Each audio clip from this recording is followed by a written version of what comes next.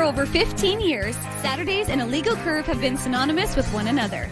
With insight, analysis, and interviews regarding the Winnipeg Jets, the Manitoba Moose, and all around the NHL, here are Dave Minuk, Ezra Ginsburg, and your host, Drew Mindell.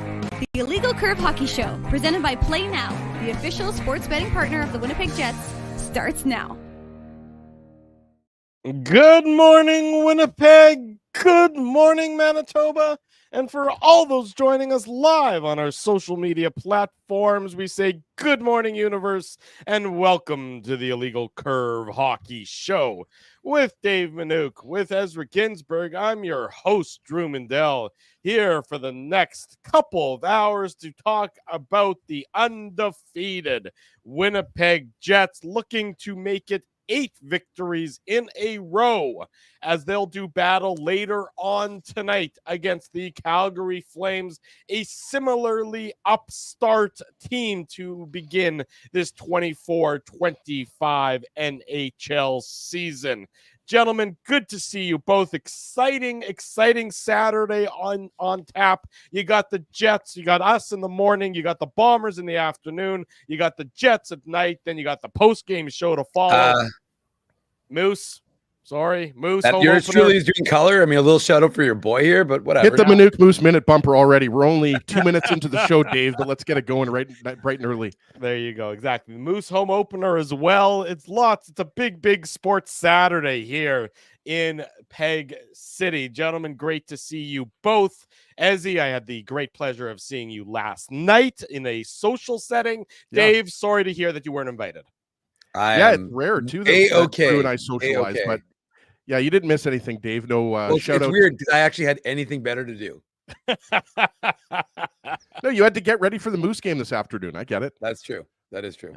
Yeah, we missed you, but yeah, Drew and I saw each other in a rare social situation. As most people know that listen to the show or watch the show regularly, they know that Drew and I do not speak to each other outside of this show. So it was rare. Like we had to I had to pretend. Yeah, exactly. It's partly that, Dave, but it's also like I had to pretend like I cared about Drew, right? And he had to pretend that he cared about me. So it was really lots of awkward chit chat. We don't really have a lot in common. So, but yeah, I digress here. But guys, this is just continuing to be I do. But Drew mentions obviously the 7-0. I think, guys, for the record, by the way, and I did listen to the post game show the day after, even though I went to bed early. I told you guys I just wasn't feeling great, had a bit of a headache and had a bit of a long week. So you guys, obviously, as you usually do, you did the heavy lifting.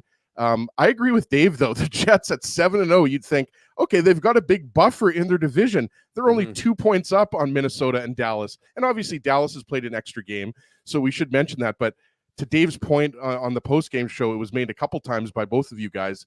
The Jets need these points at this point in the season because there's other teams. It's not like, nobody's noticed, but, Colorado's now 4-4 after starting 0-4. Cale Makar's leading the league in points, which nobody should be surprised by that. He's the Norris favorite. But, this is just fun. I'm sure you guys around town and, Drew, I'm sure, a lot of people are talking about it out and about at Rumors and elsewhere. Like, this is just awesome to have the Jets first place undefeated at this point in the season, right? It's almost like people in Winnipeg, it's like we're not deserving of this start. You know what I mean? Like, people are waiting for this to collapse. I'm all about this. Like, let's keep this going. Let's go 8-0, 9-0, 10-0. Like, let's keep it going as far as we can. This is just way too much fun. But I do think we should be calling this a 15-game win streak, Dave, not just an 8-game win streak, because we got to go back. If the NHL's counting the 7 games in a row, the 8 wins in a row last year, let's keep it going. That's what they do. They count last year's winning streak as part of a consecutive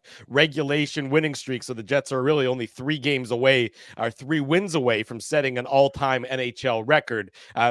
Cart before the horse. We won't delve too deep into that as the Jets have the Calgary Flames later on today, which of course will be a focus of this morning's show, Dave. But the Jets, they did it in Seattle on Thursday night. Not their best effort of the season by any stretch of the imagination, but they still managed to pull it off in overtime. They give up the 2-goal lead late in the third period, but they come back and they win it in overtime to stay perfect and move ahead to Calgary, where they will wrap up the 3-game road trip today against the Calgary Flames. I want to start, though, with the Jets, the forward group. I mean, I was looking at some of the numbers earlier today, and I don't want to be, the negative Nelly, although so often I am accused of playing that role on the show. I want to play more of a devil's advocate right now because the 7-0 start is fantastic. Let's not overstate that. Let's not pretend that that's not the case. It is fantastic. But there's some signs, some flashing signs, I would say, if you look a little bit deeper at some of the analytical numbers, that would suggest there's probably a regression to the mean coming from the Winnipeg Jets. Hold on, you're saying, Drew, that the Jets aren't going to go 96-0 this year? They're not going to go 96. Pardon me, 98-0. I forgot a couple of wins. I'm saying that that there are signs that there's going to be an adjustment into the success rate. Now Guaranteed. That's inevitable. Every team will go through that. No team is going to be perfect, and unless you're really, really terrible, no team is going to be as bad as they look. Unless you're Mr. on the Perfect. ice. Well, unless you're Mr. Kurt Perfect. Henning. Yeah, maybe rest in peace. But in any event, is there? How concerned would you? Let me start with the top line initially. The Scheifele, Connor, Velarde. Again, there's not possession positive. They're 48%, so it's close to 50-50. Their expected goals is 44%, in terms of their expected goals percentage. How concerned would you be about their numbers, at this point through 7 games? Is there more there for them, or do you think that's just where they're going to be if they stay together for the majority of the season? It's a valid question because we know that that line together has not been a positive possession line, right? Like they've been, I think it's somewhere around 45 or 46, if I'm not mistaken. I'd have to go back and look at the exact numbers, but the reality is that line, there's more shots directed at the Jets net, and they're outscored when they're together, right? That doesn't mean that they're not great players. Obviously, Gabe Velarde, huge goal for him, right, Dave? Like you could listening to Scott Arniel, you could tell that it was kind of eating away at Gabe Velarde, that the Jets were having a lot of success, 6-0, but Velarde didn't have a goal, right? So like Scheifele and Connor, they're popping in their goals, but you could tell a guy like Velarde, like he needs to score goals. He's a goal scorer. He can set goals up too, but I think we'd all agree he's more of a goal scorer than a playmaker, right? Kenny Wiebe, our good friend, was predicting a 40-goal season. So obviously, Velarde doesn't like Kenny Wiebe very much. No, I'm kidding. He's got to score. He's got to score, at a higher pace to get to 40 at this point, right? But I think back to Drew's question about the top line. Yeah, I mean, if you think about it, guys, like the Jets are 7-0, and the second line didn't really get going till that 4th game against San Jose, right? Mm-hmm. So, I mean, there's still more for that line. If you think about their kind of slow start lately, they've been fantastic, namely, Ehlers and Perfetti, and Nemesnikov's no slouch either. But that top line, there is more to be desired there. Look, I don't think that anybody is expecting that line to be a great shutdown line like the Lowry line. Nobody's expecting that, but you want more production at 5-on-5. And that's something that, even though the power play has been fantastic. I mean, they didn't score against Seattle, but what did they only have 2 chances or 3 chances? I think 2. So obviously you only get a couple chances, and they scored right after the power play expired. Exactly. That's a good point. Yeah. Nino's goal was and the overtime after. Winner came on a delayed penalty. So they did have an extra guy on the ice. But that's even more to my point. If I really want to nitpick you there, I can. Well, you're just adding to my point that the Jets have been, as opposed to last year, they've actually been very reliant on power play goals this year, right? Which is not a bad thing because special teams was something that everyone, noted as going to be a key to the Jets season. And so far, both the power play and the penalty kill have been good. But I think, with the Scheifele, Velarde, Connor line, it's when the Jets aren't winning games, that's when you get a little bit more concerned, because right now they're winning games. They're getting goals from the defense. They're getting goals from, Nino Niederreiter popping in 2 goals. Obviously, the Nemesnikov line has been really good lately. But I think, Dave, once you're in a 2, 3, 4 game losing streak, and let's say the Scheifele line isn't producing, then you're a little bit concerned. I'm not saying that, Scheifele is going to be demoted or anything like that, but then you would see a switch. And we've talked about, switching Ehlers and Connor or something like that. Or maybe you switch Perfetti and Velarde. That's something that isn't talked about a lot. But the point is, when you're winning, I don't see this, I guess, going back to the original question, I don't think Scott Arniel is breaking up the Scheifele line, considering they keep winning game after game. So Dave, that's what you wrote. I think it was on, I think you put it on Twitter or you put it in the morning papers, or talking about the practice report yesterday for the Jets. I think that if it ain't broke, don't fix it. Yeah. Do you believe that? I mean, you look at the 5-on-5 goals for, goals against for Connor, Scheifele, Velarde, 2 goals for at 5-on-5, 6 goals against at 5-on-5. Sometimes it's easier to make a change when things are working in terms of the macro sense. So the micro of that line might not be great at 5-on-5, but the macro of the team overall at 7-0 is terrific. So do you think that maybe they should have taken that as an opportunity to try something a little bit different before it comes at the before it results in a loss, let's say? Yeah, I think it's a fair point. And let's be realistic. The Jets aren't winning necessarily because of their 5-on-5. They're winning because their power play is the best power play in the NHL. As you've said, Drew, they've scored a number of goals, whether they're delayed penalties or 6-on-5 situations. That's what they're doing now. They're being able to either tie a game or win a game, as we saw in overtime. And so the power play has been very good. The PK has been good. These are two things. And Connor Hellebuyck has been exceptional. So those are, if you ask me the reasons for why the Jets are 7-0, I think that the depth of scoring also is probably the third aspect that I would focus on. But I'd say Connor Hellebuyck, special teams, and depth of scoring. Now, the top line, 6 guys at a point per game right now, Dave. That's right. But and as we talked about on the last show, the fact is that the Lowry line is not just holding their own in terms of preventing goals, but they're also scoring, right? You need Nino Niederreiter to have 4 goals. You need Adam Lowry to score. You need Mason Appleton to score. You can't have them just be a line that just prevents goals. Now, obviously, it's important when they go up against the top lines, but ultimately, you want to see more from the Scheifele line. It just has to be. And so, like you said, Drew, you can't at 5-on-5 have 2 goals for and 6 goals against. It's not good. Now, again, one thing with Scott Arniel, and you see the benefit of that, is sometimes he wants to give these guys a little bit more latitude. Now you can say, well, look at what they saw last year, but I think it's out of the gate. How much runway is he going to give this trio, similar to what Perfetti, Nemesnikov, and Ehlers had? Because look, after 3 games, their numbers weren't good. They looked terrible. They looked lethargic, and then they figured it out. They got it together.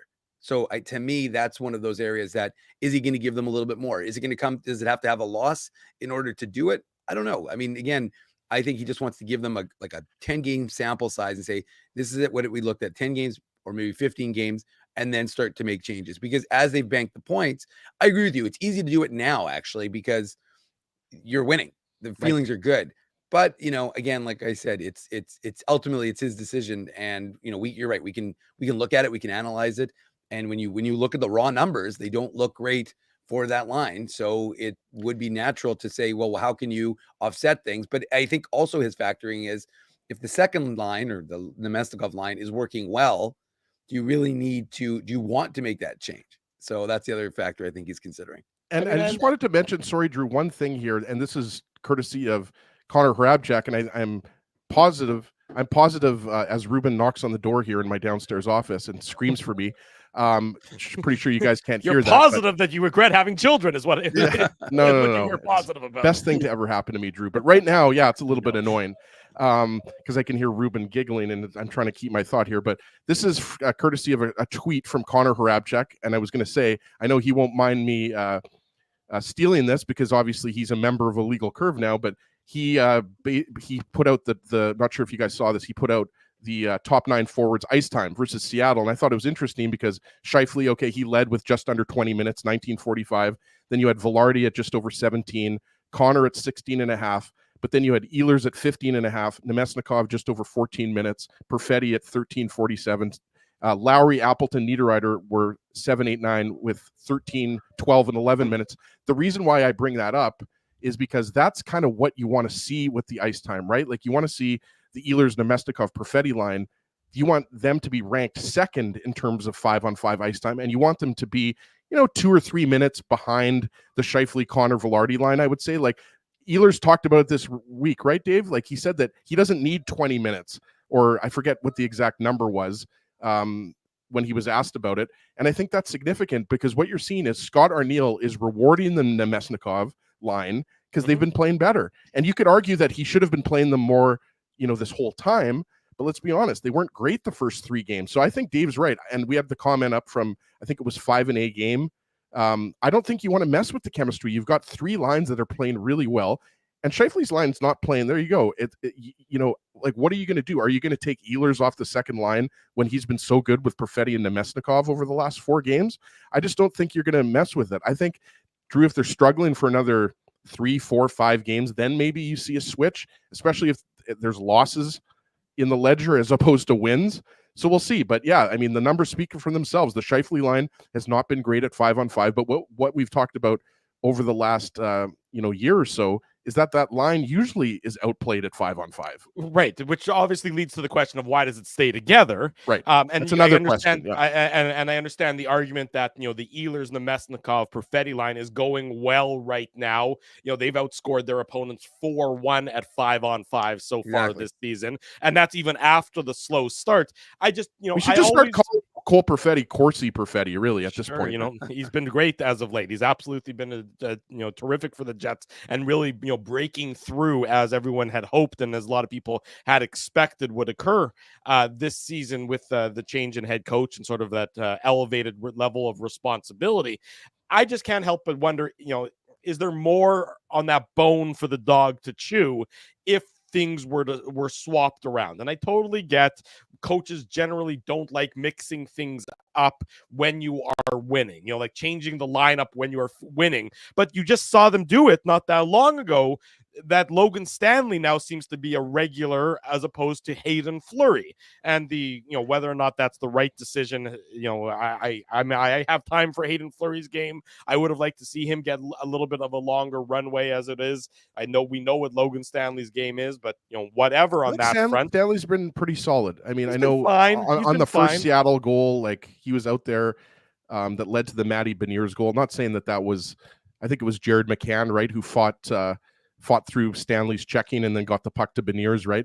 Mm-hmm. So, but I think Stanley's been fine. Like, I honestly think Stanley and Fleury are pretty similar. Like, they're pretty interchangeable. I don't think there's much of a drop-off or a boost, Dave, from either one of those guys. Like, I think both of those guys are pretty solid defensemen. Like, they're going to make some mistakes. There's 6, 7, 8 guys is really what they are. I mean, they're bottom of your lineup defensemen, and I don't mean that in any sort of insulting manner. There's not a lot of upside to either of them. They're guys who are serviceable on this Winnipeg Jets defense. Are they serviceable on a should they be in the lineup if you are a true Stanley Cup caliber defense? Probably not. If Heinola is healthy, he's playing on that third pair. Let's make no mistake about that. When he gets back and he's healthy, he's going to be given the shot there on the third pair. Well, that's still a big if, of course. Scott Arniel talked about, I think Kenny asked him this on the road trip, Dave, about Heinola and his, timeline, and it's still sort of an unknown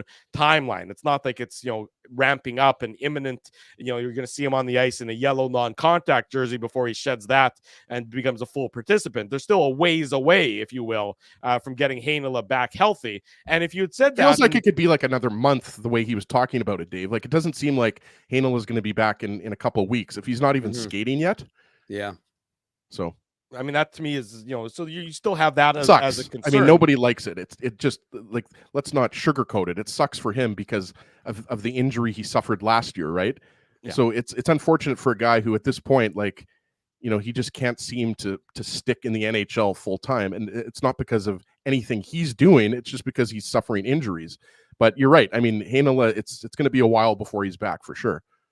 If the team continues to play with these lines at 5-on-5 and get similar results at 5-on-5, I mean, then they're going to need the power play to continue to be as successful as it has been. And we'll talk about the power play in hour number 2 of today's show. John Goins, who does a lot of great video work for Daily Faceoff, he's a Montreal Canadiens analyst and Laval Rocket analyst on TSN 690. He did a great breakdown for Daily Faceoff on the Jets' power play success. He's going to join us in the bottom of hour number 2. But to your point, Ezzy, about the time on ice, I guess Connor's point that you stole about the time on ice. Connor was just I mean, I could have easily looked at the time on ice. Connor's, a young upstart journalist. He's not a lazy old guy like me. So he did the work, and I just screenshotted it and made sure. See, Drew, I'm always preparing for the show. I got my notes. I got my screenshots. That's good. That's me. Good. That's the good kind of prep work. I like to see Yeah. that. My point there was that, it seems like Scott Arniel is deploying his lines, Dave, based on who's playing well, which is what you want. You Right. play well, you're going to get more ice time. When Ehlers and Nemesnikov and Perfetti were struggling earlier in the year, their ice time was of the third forward group over the boards. And that was the chatter where Lowry's line was getting the second most ice time because they were playing better. They deserved it. Now that Perfetti and Ehlers and Nemesnikov are going a little bit more, they're seeing that bump up in ice time. I don't think there's anything wrong with a coach saying, you guys are going well, you get more ice time. It's the carrot and the stick. You play well, you get the carrot, you get more ice time. Yeah, and look, I mean, the Scheifele line, if I had it right in that Seattle game, was skipped in the third period, were they not? Because that's what our buddy Joe Pascucci referenced on Twitter. Yeah. It seemed like they missed a couple shifts. Right, and it was right after, I think, I don't remember which goal, but the fact is that, look, I think it has to be a rewards-based thing for the Jets, and you can't just automatically expect anything, right? Yeah, you're the top line, but okay, so you need to be able to produce offensively. But what is this whole team based on? This whole team is based on defense and good defensive structure. Not exactly a hallmark of that trio, as we've seen. And I agree with those folks who are saying that, we know what they are. We saw them last year, right? But the fact of the matter is that this is Scott Arniel's team. This is Scott Arniel wanting to be able to put his stamp on this team, and he's going to see how this works, and he's going to see if it works or if it doesn't work. And look, again, you want to be like, have to want to be better defensively, and we're seeing it in some flashes. Are we seeing it consistently? No, because obviously, again, you're looking at the numbers. It's hard to argue, right? 2 goals, 4 at 5 on 5, 6 against. Like, that's not now. And again, I agree with the comments. Like, Gabriel Lardy has had some great A chances that he's been snake bit through the first 7 games. Obviously scored last game, but like, he's definitely been snake bit for a number of games this season where he's had some good chances. But at the end of the day, you have to look at the way the team is overall performing. And right now this team's performed. So this is a team that is feeling good about themselves. And I think the greater point, Drew, is that you've got 3 lines working well, and you've got a goaltender who's exceptional, or goaltenders, because I thought Eric Comrie was excellent in his one game against the Pittsburgh Penguins. And you've got special teams that really seem to have found themselves. And again, like, people could say, well, the Jets only have the 15th ranked PK. I suspect folks would have been jumping for joy if the Jets had the 15th ranked PK last year, as opposed to the 28th and 27th. Let's just pump the brakes. We're 7 games into the season, so let's not, like, 15th. I mean, the difference between the 10th ranked PK and the 20th ranked PK is like a percentage point, for sure, or 2. So, right, like, I agree. No, I know you know that, Dave, but I'm just saying, like, the Jets PK has been fine this year, and it's like hard you said, to believe that it's going to have a dramatic drop off, though. The way it's been playing as of late. The thing is, it's at this point in the season, a team scores 1 power play goal on you, and your PK percentage is going to go down like 2 or 3% or more than that, right? So the PK has been fine, and I think Dave mentioned special teams and also Scott Arniel putting his stamp on the team, and this, I think, relates to the Scheifele Connor Velarde line. I got to admit, guys, I think I might be a little bit wrong, or I was too quick to say this, but I've actually liked Connor on the PK. I know Scheifele's not playing on the PK, but I actually like, if Connor's going to be aggressive and use his speed and try to create turnovers, then I think I'm going to change my tune. And I always thought Connor would be more effective as a PK, a penalty killer as Scheifele. But I got to say, I don't think I have egg on my face or anything like that. I think you do. You had scrambled eggs for breakfast, though. That's the problem. You know what? That's amazing that you say that, because I always make my kids scrambled eggs on the weekends, and I made scrambled eggs today. It's one of the few things I can make, Drew. Scrambled eggs. I can, barbecue hot dogs, and I can make craft dinner. Do you want me to pull up some old video clips of you, or audio clips of you making food at 3:30 in the morning, like frozen pierogies in a frying pan or something? I have those handy. I was going to say, I'm pretty sure at my old house, I fell asleep while that pierogi was cooking. And it's amazing. Shout out to our good friend Hart, who like woke up at like 7 in the morning, and there's like, why is there like a smoldering pierogi on the oven?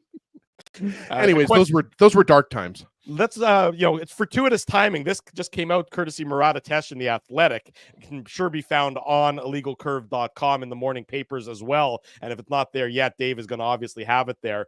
This is what Scott Arniel had to say about Connor, Scheifele, and Velarde. Your lines change all year long. Even Leon Draisaitl and Connor McDavid don't stay together. When it comes to the big time, they go together, but at the end of the day, over 82 games, you're going to change your lines. You're going to have to trust your feel as a head coach. Is it time to make that change? Is it time to change it up a bit? And you're right. There is chemistry built. A lot of history that you see with great lines is there's always been two guys who make it work. So who are those two guys? Is it Connor and Scheifele? I don't know. Is it Gabriel Velarde and Scheifele? I don't know. That's part of what we've been trying to build. Injuries disrupt things sometimes, particularly with Gabe last year. And there's the human element. The players like playing with each other. They have a feel for each other. They make plays sometimes, and the only reason they get away with it is because they've done it a bunch of times. You're comfortable when you go into a high-pressure game and you know what your line mate is going to do. Sometimes there's that too. That's where I don't get carried away with analytics. That's Jets head coach Scott Arniel in an article that just came out this morning, courtesy of Murat Atesh of The Athletic. So some interesting comments there from the Jets head coach about his reasoning and his logic and his thinking when it comes to keeping that line together, as we've talked about for the last 27 or so minutes. You just can't, Dave, you can't have your top line outscored at 5-on-5 like this for a long period of time. It's just not sustainable. Like, I appreciate that answer. But your top line has to be a line that goes out there and at the very least, is giving you even possession at the very least, right? And you want it to be a possession positive line. And I think that's the issue. It's not, the Jets are still winning, and we're not, Drew, even though Drew's being a negative Nelly here, Debbie Downer, it's the reality is that line hasn't been lights out 5-on-5, but the reality is they're doing their damage in overtime and they're doing their damage on the power play, right? But I think it's something to keep a note of. Like, the obvious one is you switch Ehlers, and then most likely that you see the instant results with Ehlers, Scheifele, and Velarde. I mean, we've talked about this how many times over the years. Yeah. And the only thing I would add is I think that comment is consistent with what I think he wants to see, which is Gabriel Velarde out of the gate, like not going down in game 3 and losing whatever it was, 6 weeks, 8 weeks of the season to his injury. I think he wants to see what this starting runway looks like with Velarde, Scheifele, and Connor. So that to me is what I think we're seeing from Scott Arniel. That's what I said earlier in my answer. Again, folks don't have to like it, but he's the one who ultimately has to make that decision. So yeah, you do want to see that one line being, again, at least even. But I suspect, again, like that was the thought process behind it, and it's kind of confirmed based on what Murat is reporting there in that story. There you go. When we come back this morning on the Illegal Curve Hockey Show, our good friend Kelly Moore, broadcaster extraordinaire. You know him from the Jets games on CJOB 680. The official scrum starter. Yes, exactly right. Kelly Moore going to join us next on the program. Drew Mindell, Dave Minuk, Ezra Ginsburg. It's a Saturday morning. The Illegal Curve Hockey Show. It's brought to you by Play Now. Learn to bet with Play Now, the official betting partner of the Winnipeg Jets. Sign up and get up to $250 in bonus bets. Conditions apply. 18 plus. Enjoy responsibly. Don't go anywhere. Much more to come on this Saturday morning.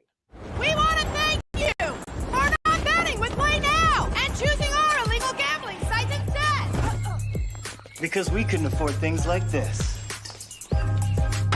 without your money. So much of your money. Now you might have questions like, do our profits benefit your community? No. Or bet with Play Now, Manitoba's local legal and secure gambling site. Dining, entertainment, parking, and convenience, all in one spot. City Place is located in the heart of downtown Winnipeg, attached to the Canada Life Centre.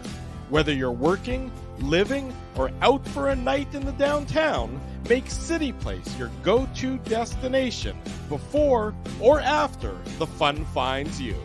Lunchtime, game time, anytime. Visit City Place at 333 St. Mary Avenue, next to Canada Life Centre.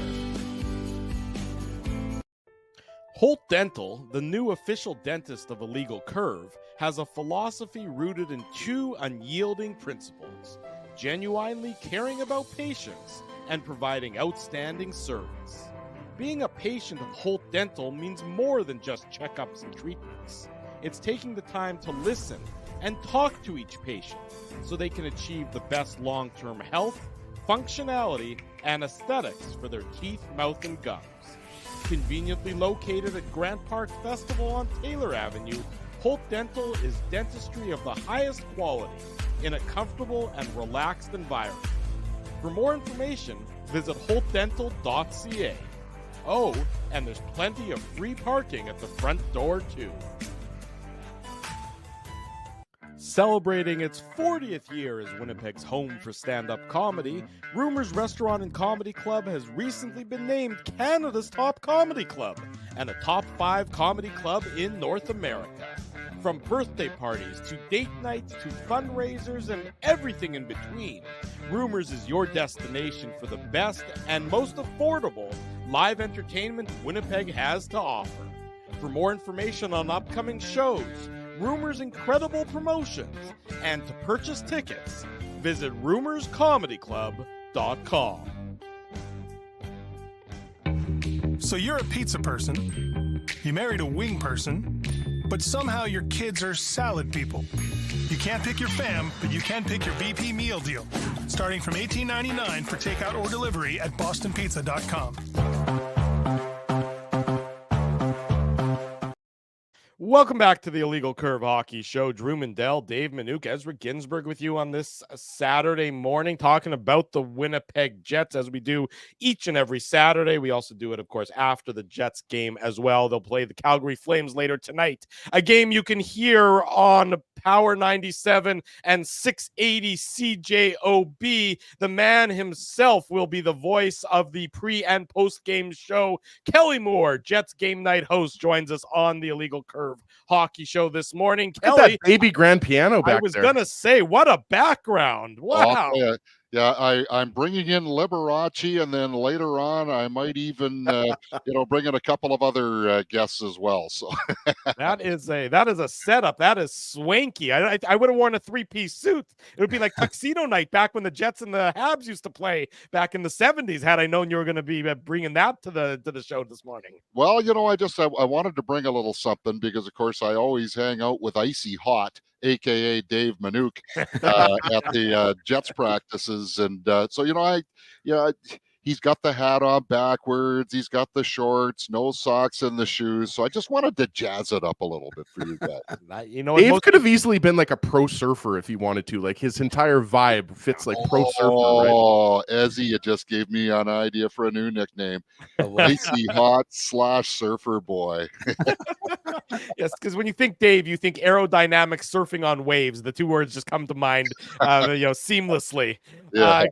Kelly, good morning again. Thank you for joining us. Obviously, talking about the Jets, the perfect start in the win-loss column. But given that we like to delve deeper a little bit more than just the baseline statistics here, we spent the first 30 minutes or so talking about the first line, the Scheifele, Connor, Velarde line, and more for them to give and how long of a runway they should have, given that they've been outscored at 5-on-5 so far this season. We read the Scott Arniel quote that's in the in Murat Atesh's Athletic article today, saying he wants to see if continue to work out, see if they can have more time together. What are your thoughts, your perspective on that? It's been starts and stops over the last couple of years with the two of them together, the three of them together. How much more runway would you like to see them given to improve the 5-on-5 results? Yeah, what do you see for those numbers again, where they've been outscored 5-on-5? 2 goals for, 6 goals against. Yeah, okay, so here's the thing. I think if you boil that down to home and away, they would be that would be almost even for at home, because on the first 2 games of this road trip, they have been they've been on for both goals against St. Louis that Brandon Saad scored, and 2 of the 3 goals against Seattle, not the tying marker. So I think one of the things that we also have to consider is on the road. Clearly, Scott Arniel doesn't have the last say on matchups, so they're out there against the opponent's number 1 line. AKA St. Louis. They were out there against the sod line for a lot of that game. Same thing against, the Beniers line in Seattle on Thursday night. So they're taking the hard minutes of those number one lines. And to me, that also creates a bit of a benefit for the Lowry line and also for the Nemesnikov line. And you get a purer matchup, fourth line versus fourth line. I'm not making excuses for these guys. If the Jets are going to proceed further, they have to be better. But I think we also have to provide some context to those numbers as well. And you guys might have done that, but that's certainly what I have seen, through the early part of this season. That's an interesting point you bring up there, Kelly, about, that they're losing the road 5-on-5 matchups because they're not getting the matchups. But what does that say about the top line, that they can't go head to head against opponents' top line? Or conversely, what does it say about opposing coaches that they don't mind matching up against the Jets' top line? They don't. And I guess the other part that I would say is that, there are always two teams out there on the ice. And when you're playing against best on best, the idea is to try to break even that way. And so, that line isn't getting credit, though, for the overtime goals that they've manufactured, or, in this case, a delayed penalty type goal. So to me, that's the other thing you have to weigh into this as well.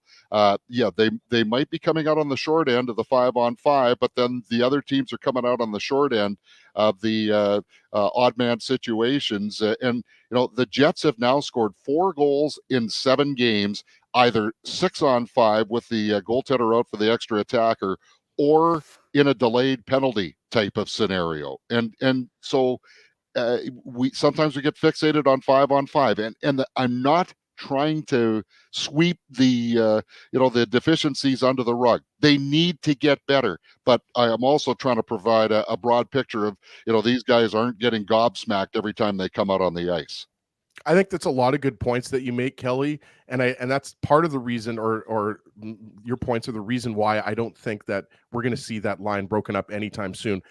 Whoever has the magic number in terms of how many more games they go and continue to, let's say, get outplayed at 5-on-5 before Scott Arniel breaks up that line. I mean, they're probably making a lot more, certainly making a lot more money than I do, but I don't have the answers to that. So I'm with you. I think that you have to put context to the numbers, and because the Jets are winning and they're having the success on the power play and in the overtime period and on delayed penalty situations, I think that's why you're going to see Scheifele, Connor, Velarde stick together. I want to ask you about Cole Perfetti, though, because he might be the least enthusiastic goal celebrator that we've ever seen. And I actually love it because, he just gets a goal or he assists on a big goal. And it's just like, yeah, that's what I'm paid to do, right? But I think you'd agree that it's just fun to watch him play right now. Like, he had no points in his first 3 games. That Nemesnikov line was being criticized a lot, rightly so. They weren't great. And then obviously Perfetti and that line had their breakout game against San Jose, and he's got 8 points now in his last 4 games. He just looks like, everything that we expected him to be when the Jets drafted him 10th overall. Well, you guys are probably going to boot me off early here because I'm going to drive you nuts with the context approach. So I'd half agree with you, Ezzy, that that line wasn't playing the way that they should have for the first 3 games offensively. But if you go back and watch on the video, they were doing everything that they're supposed to do without the puck. So I thought that was actually a credit to that line, that nobody got impatient when the pucks weren't going in. Nobody got frustrated when they didn't have the puck. They were still doing their job that way.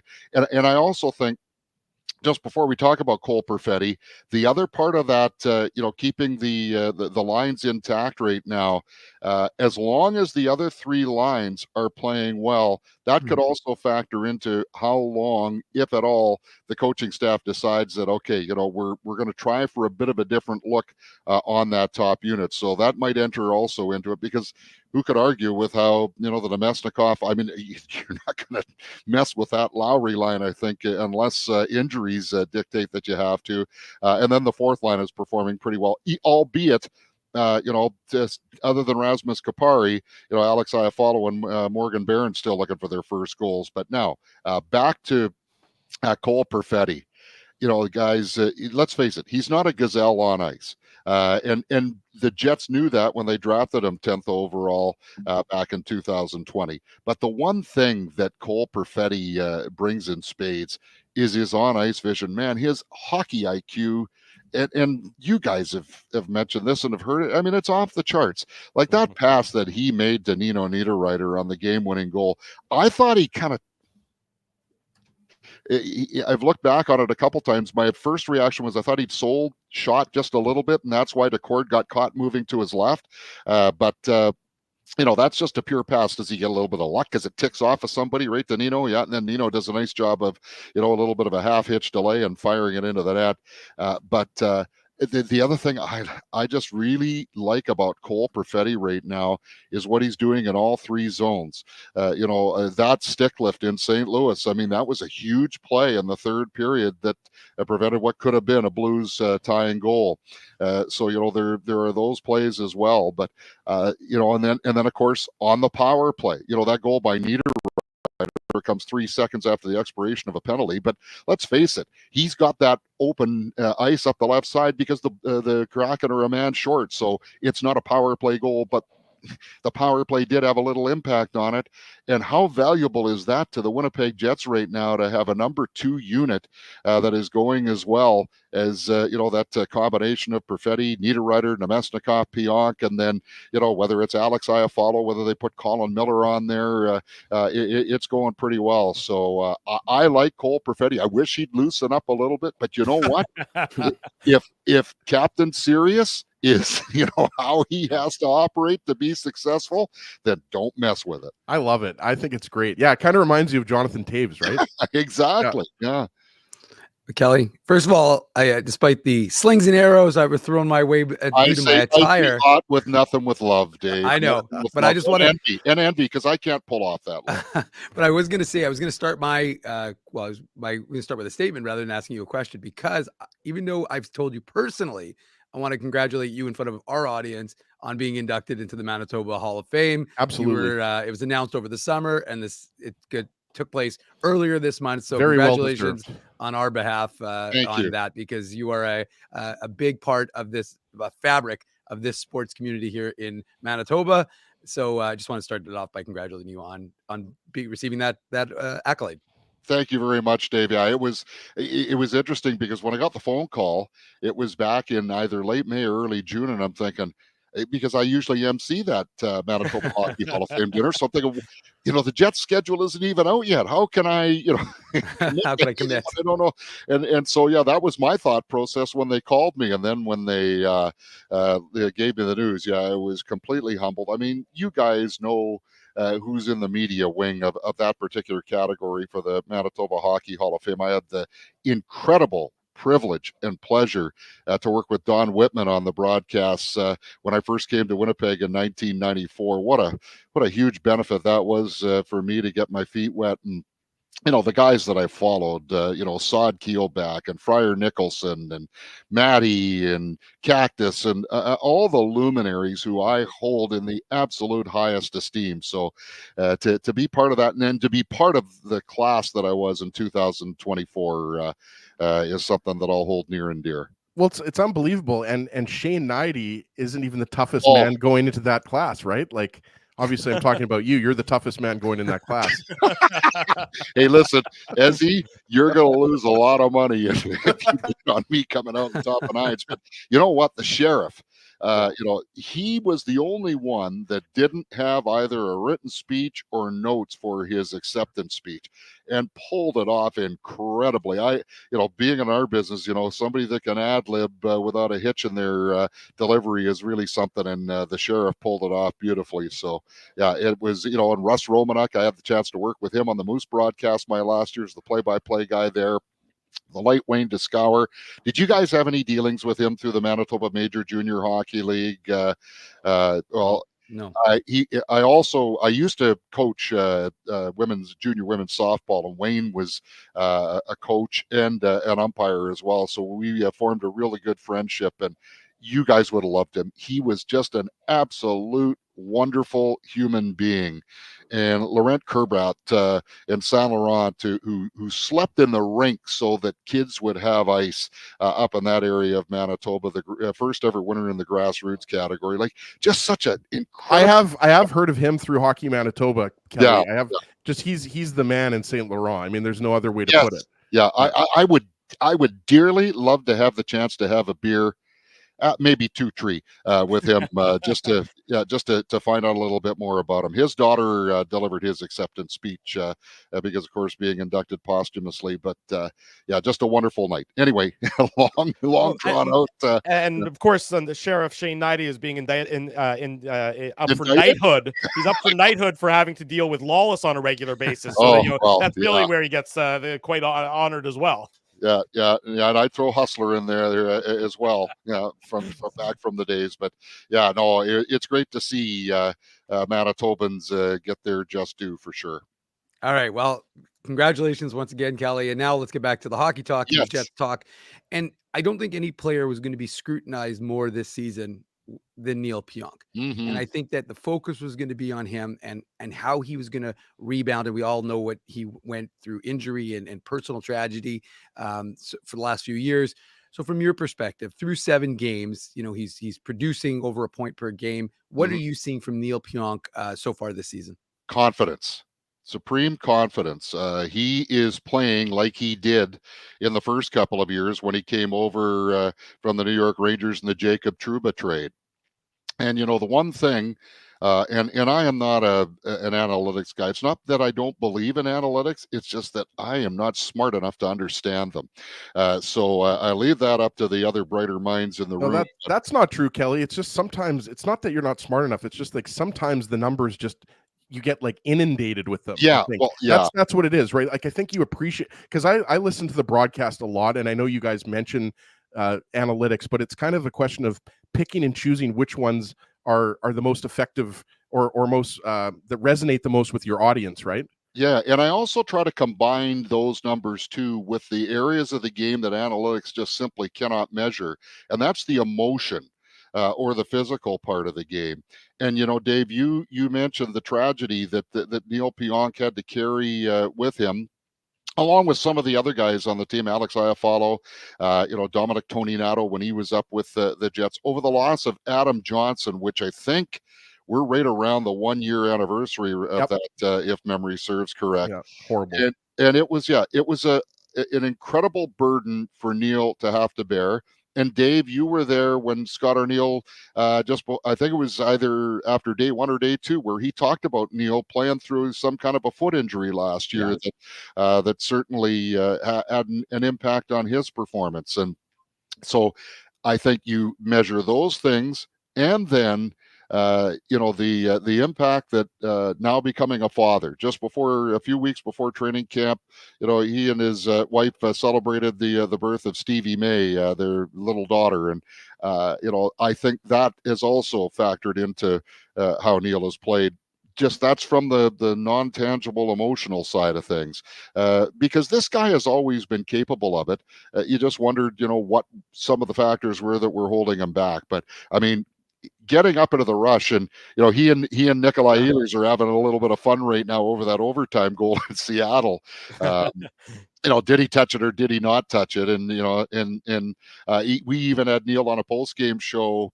I can't remember. It might have been after the San Jose game. I'm not sure, but he talked about how I know it was on a Mason Appleton goal, and he pointed back to Mason and said, "That's your goal." But he said, those forwards are always fudging and chiseling for assists and goals. So they're having some fun with it. But the bottom line is both of those goals in particular. Who's in front of the net, providing traffic, taking the eyes away from the netminder? It's Neil Pionk. How many times have we already seen in 7 games this year, guys, where that offside D-man is rushing up to join the play, and the team that's defending don't pick up on him, and so a good scoring chance is created. So I think he's doing a fabulous job that way. But what I'm even more impressed with is how he and Dylan Samberg are operating inside of their own zone.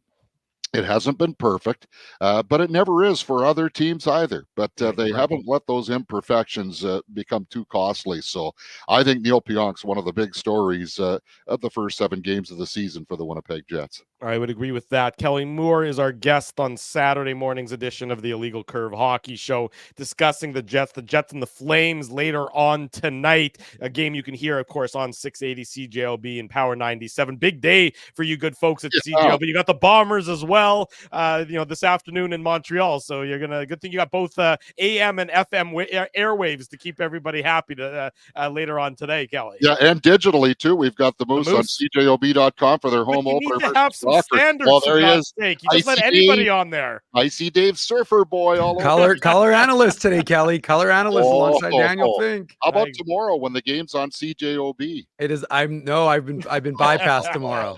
Daniel knows which games to put me on the big time and which games not to put me on. So I'll take the home opener as a compliment, though. Right on. There you go. Yeah. Kelly, you mentioned him in his sort of start to the season as of late. Another guy, Pionk in a contract year. Ehlers in a contract year as well. I mean, the depth when it comes to the prospects for the Jets are at the forward group. The guys who are, knocking on the door to become NHL regulars. We know the names. Training camp was not that long ago. We remember them trying to crack that glass ceiling and become NHL regulars. Ehlers, pending free agency. If you had to put on your prognostication cap, how do you see that playing itself out over the course of the rest of the year and then into the offseason? Well, there's been a couple of, as you well know, fellas, Nikolai has kind of slammed the the lid on any kind of talk about that, just saying that, I don't have anything to report. And he probably is telling the truth there. And again, I'm only basing this on what we have heard and what little we know. But one of the things that Nikolai has said is, you guys know how much I love here. You guys know how much I have enjoyed, being with these guys for a lot of years. And these guys being Connor Hellebuck and Mark Scheifele and Josh Morrissey and Kyle Connor, the core group that have received extensions and are going to be here for the long haul. And so I don't know whether it's subtly or overtly, but Nikolai Ehlers, I think, is sending a message there. I want to be one of those guys. And you can only have so many of those guys. You can only tie up, so many contracts where guys are going to be playing into their late 30s. So I think there's probably still a little bit of a discussion going on as to whether, okay, from the Winnipeg Jets perspective, is this someone that we need to commit to 7 years for? And keeping in mind, Nikolai is only going to be 29 in February, so 7 years would get him into his mid-30s rather than his late 30s. But he's also going to be in a group that's all going to be in that same time frame. Especially, I'm expecting Morrissey and Connor will sign one more long-term contract each before they're said and done. So that's a lot of people to have there. And so I think that might be what's going on. And I just don't know if the Winnipeg Jets can afford to have, and I don't want to say afford from a financial point of view, but from a hockey sustainability point of view, to have that many guys in those kind of contract situations. And especially, as you just said, Drew, when you have whether it's the Brad Lamberts or the Nikita Chibrikovs that are coming up, maybe Colby Barlow, and boy, Braden Yager's off to a great start with the Moose Jaw Warriors, even though his team is not. So you've got some young people on the way in the system, and I think you have to take a long, hard look at balancing between and this is not to say that the Winnipeg Jets don't value Nikolai Ehlers, because they do. But in the overall big picture, how many of those contracts can you have, can you carry? And I'm thinking that that might be the fly in the ointment right now as to why there hasn't been an extension. And I don't know if there will be. I couldn't sit here and tell you, oh yeah, for sure the Jets are going to get something done before the end of the year. I don't think that that is going to be the case. Shades of Brendan Dillon, where you had the sort of the internal replacement coming up in Dylan Sandberg. Yeah, and at some point, Elias Solomonson. It might not be this year, but before that contract has expired, in the second and third year, that's when you would probably look at, Solomonson maybe being the guy that you bring into the fold. So that's the other thing we always have to take a look at too, not just the here and now, but 2 or 3 years down the road. Yep. You cannot prevent some of that young talent from entering into the lineup, because they're going to be ready. I mean, Brad Lambert is so close right now.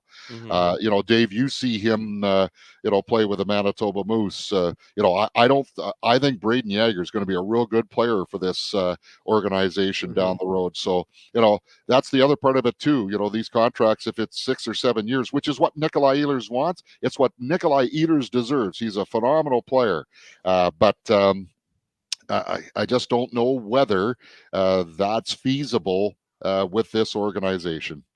I think it's a lot of good points, Kelly, and you almost look at a team like the Toronto Maple Leafs, right, with all of their high-priced forwards. And as I was talking about that, and that's exactly what I was thinking. But it's true though, right? Like we know, everybody knows, the big boys: Matthews, Marner, Nylander, Morgan Riley, Tavares, right? Like. And you're right. And Neil Pionk, who we were talking about earlier, he's in the last year of his contract, right? Yeah. So's Mason Appleton. Appleton, right? So you're right. It's and that's why Kevin Shoveldayoff, Larry Simmons, like those guys get paid the big bucks, because they have to figure out, okay, even with the salary cap going up, who can we afford not just next year, but who can we afford 2-3 years and you're going to benefit from having entry level contracts, like you said. Like Braden Yager, Elias Salamonson, Colby Barlow, Brad Lambert, like these guys are all going to be in the Jets lineup sooner rather than later. So I'm with you. It's such a tough one. Like I could just, as you were talking about, I'm like, man, like, it would be unfortunate if the Jets can't re-sign Ehlers, but Kyle Connor's got 1 year left on his contract after this year. We already talked about Pionk and Appleton, and so it's going to be really interesting to see. And Cole Perfetti, after next season, I would suggest that you'd be looking at a long-term contract for him. Yeah, and he's going to be making a lot more money than he's currently making if he keeps playing at a point per game place, right? Yeah. I wanted to ask you, like, just to pivot a little bit and go back to Kyle Connor, because I'll be honest, I've been impressed with him on the penalty kill, and I wanted to kind of get your assessment, because obviously they've tried Connor on the PK in previous years, but I think you'd agree they've kind of gone away from that.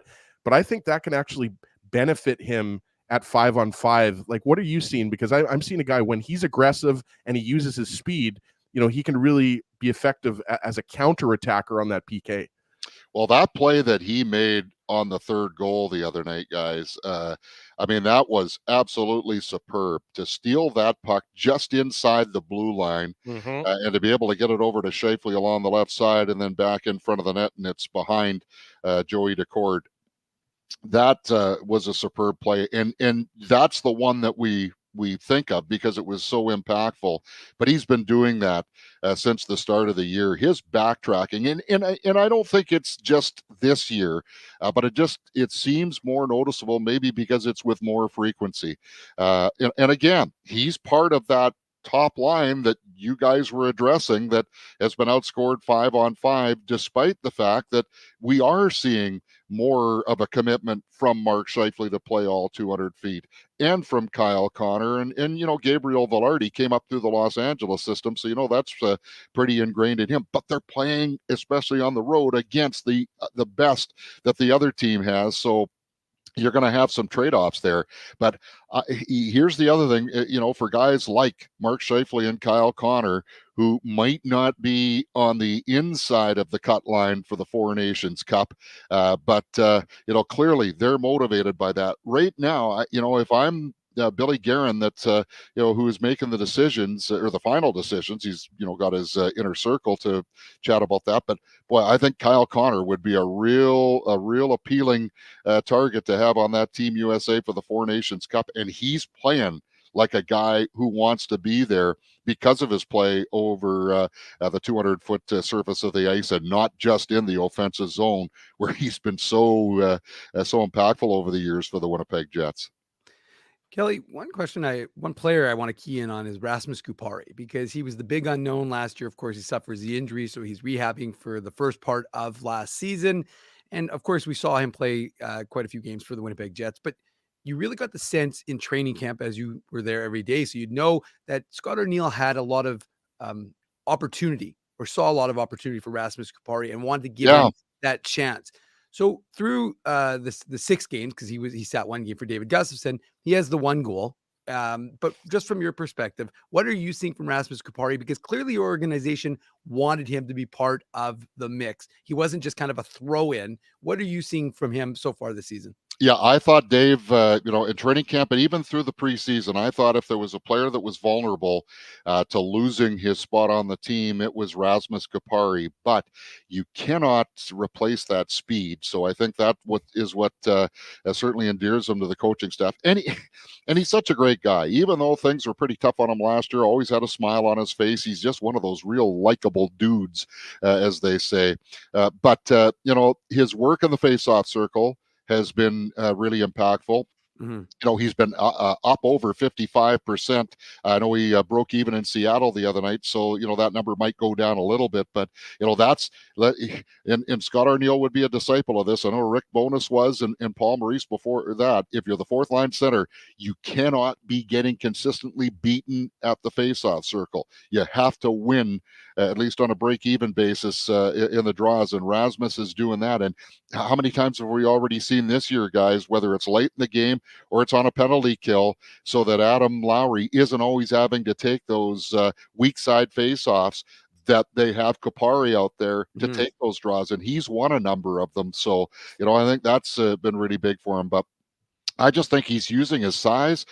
Man, when he scored that goal in Edmonton, I think that took a lot of pressure off. I think he needs to still, that 4th line, as well as they're playing, they still need to find a nugget every now and then to contribute offensively. And I think, if there's one area where perhaps they've fallen off a little bit, they're not maybe getting or generating as many offensive chances. But again, how much do you want to nitpick when a team's 7-0? They're doing their job. But he in particular, though, I think is playing with a lot more confidence. And let's face it, he was playing okay up until he got hurt. And then when he got hurt and he missed that time, it was just too difficult for him to catch up, especially with a lineup. And Gustafsson was playing as well as he was. And then, of course, they get Sean Monahan. So then that brings Vladdy Nemesnikov down to the 4th line. There was no room at the end. All the rooms were taken by the time he was really back and playing. So it was a lot like it was for Logan Stanley for him. Nobody was giving him a chance to contribute, where I think he saw that. I thought Dave, I don't know what you thought. I thought he had a so-so training camp. The first couple of games in the preseason, he left me wanting more. But, I'm not a coach. And so, when the team decided that, we're going to stay with him for the 4th line, they've been rewarded for that, because it's like once he got the green light, I think he's really taken off with it. Give us the rundown, Kelly. What can we expect on CJOB all day leading up into the Jets game? Well, Derek Taylor and company are going to kick things off at high noon from Percival Molson Stadium. Yes, top on of Montreal. Beautiful McGill University. Royale, yeah. I've never been. Have you guys been there, by the way? Oh yeah, I've never been there. It's definitely on the bucket list. I mean, the stadium itself, they're doing their best to upgrade it, but it's not Princess Auto Stadium in terms of amenities, but in terms of just a beautiful setting. I've been there a bunch of times, and it is a great sort of spot to watch a game. At any rate, they're going to be there on the air starting at noon with the pregame show, and then they'll morph into the play-by-play at 2:00. Right about the same time, Icy Dave Surfer or Icy Cool, Icy Hot, Icy Hot Dave Minuk, Icy Hot Surfer Boy is dazzling everybody with his incredible brilliance and intelligence on the Moose broadcast. Maybe we should just call Dave Blue Crush. Remember that movie Blue Crush about the surfing movie? Too, yeah. Blue Crush. And then we'll take to the airwaves with a pregame show at 4:00. John Shannon and the always entertaining Sean Reynolds are going to be on with us. And, some of the things we're going to talk about, the last time the Jets won in Calgary, Paul Maurice was still coaching the team.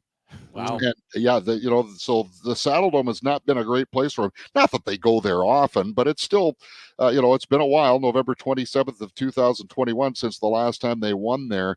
And then we'll also talk, about how well this team has handled, the prosperity, if you will, and not getting too full of itself. Like, I loved what I heard coming out of practice yesterday in Calgary.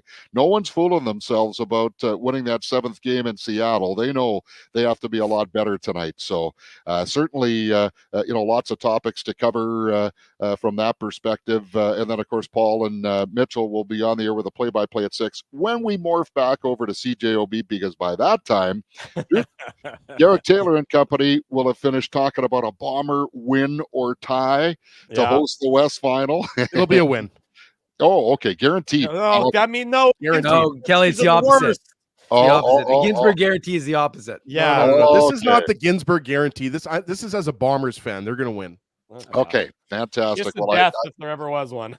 Yeah, and I think the way this team, with the Blue Bombers, if I can just throw a little football talk in, the way they've responded to the big games over the years. Remember a couple of years ago, they went into BC and Nathan Rourke was the talk, and Zach Collaros in the Blue Bombers just completely dominated that game. And so, there have been other instances as well where I think this team is very capable of rising to the occasion. So I think we'll see that today in Montreal. It just, there's no way the Alouettes can have the same hunger that the Blue Bombers do. They have nothing to play for. The Bombers have everything to play for. It's going to be a big, big day on 680 CJOB and Power 97. Kelly Moore, Jets game night host, thanks so much for joining us this morning. Always great to catch up with you, and we'll make sure we keep Minuk away from you moving forward. I understand you wanting a little bit of distance there. And Kelly, I just wanted to say one more thing. It's obviously a super busy day. I hope Kyle Milroy gets a little bit of a break. Obviously, we went to Kelvin High School, so I know Kyle really well. So hopefully he's getting a break these days. Yeah, no, he's going to be operating the game tonight, and he'll be keeping an ear open on that Bomber broadcast. But yeah, thanks for the timing, guys. It's perfect. I don't have to pay the second hour for the rental of that piano. I keep expecting Jim Toth to walk into the shot wearing a tuxedo and start playing like some Beethoven. Yeah, you know what? If Toth could play piano, boy, that would be a shocker, because I've seen him type. Kelly, thank you. Have a great day. Yeah, you bet, fellas. As always, I really appreciate the invite to come on with you guys. Take care. There he goes. Kelly Moore, 680 CJOB, joining us this morning on the Illegal Curve Hockey Show. Always great to catch up with Kelly. We're way over time for hour number 1. Hour number 2 comes up next, where we talk about the Jets and the Flames, and then John Goines breaks down the Jets' power play and aggressive nature to start the season with us in about 22 minutes time. It's a Saturday morning, the Illegal Curve Hockey Show. Drew Mindell, Dave Minuk, Ezra Ginsburg, presented by Play Now. It rolls on our YouTube channel and all of our social media platforms. We want to thank you for not betting with Play Now and choosing our illegal gambling site instead. Because we couldn't afford things like this without your money. So much of your money. Now, you might have questions like, Do our profits benefit your community? No. Or bet with Play Now, Manitoba's local legal and secure gambling site. Dining, entertainment, parking, and convenience, all in one spot. City Place is located in the heart of downtown Winnipeg, attached to the Canada Life Centre. Whether you're working, living, or out for a night in the downtown, make City Place your go-to destination before or after the fun finds you. Lunchtime, game time, anytime, visit City Place at 333 St. Mary Avenue, next to Canada Life Centre. Holt Dental, the new official dentist of Illegal Curve, has a philosophy rooted in 2 unyielding principles: genuinely caring about patients and providing outstanding service. Being a patient of Holt Dental means more than just checkups and treatments. It's taking the time to listen and talk to each patient so they can achieve the best long-term health, functionality, and aesthetics for their teeth, mouth, and gums. Conveniently located at Grant Park Festival on Taylor Avenue, Holt Dental is dentistry of the highest quality in a comfortable and relaxed environment. For more information, visit holtdental.ca. Oh, and there's plenty of free parking at the front door, too. Celebrating its 40th year as Winnipeg's home for stand-up comedy, Rumors Restaurant and Comedy Club has recently been named Canada's top comedy club and a top 5 comedy club in North America. From birthday parties to date nights to fundraisers and everything in between, Rumors is your destination for the best and most affordable live entertainment Winnipeg has to offer. For more information on upcoming shows, Rumors' incredible promotions, and to purchase tickets, visit rumorscomedyclub.com. So you're a pizza person, you married a wing person, but somehow your kids are salad people. You can't pick your fam, but you can pick your BP meal deal, starting from $18.99 for takeout or delivery at bostonpizza.com.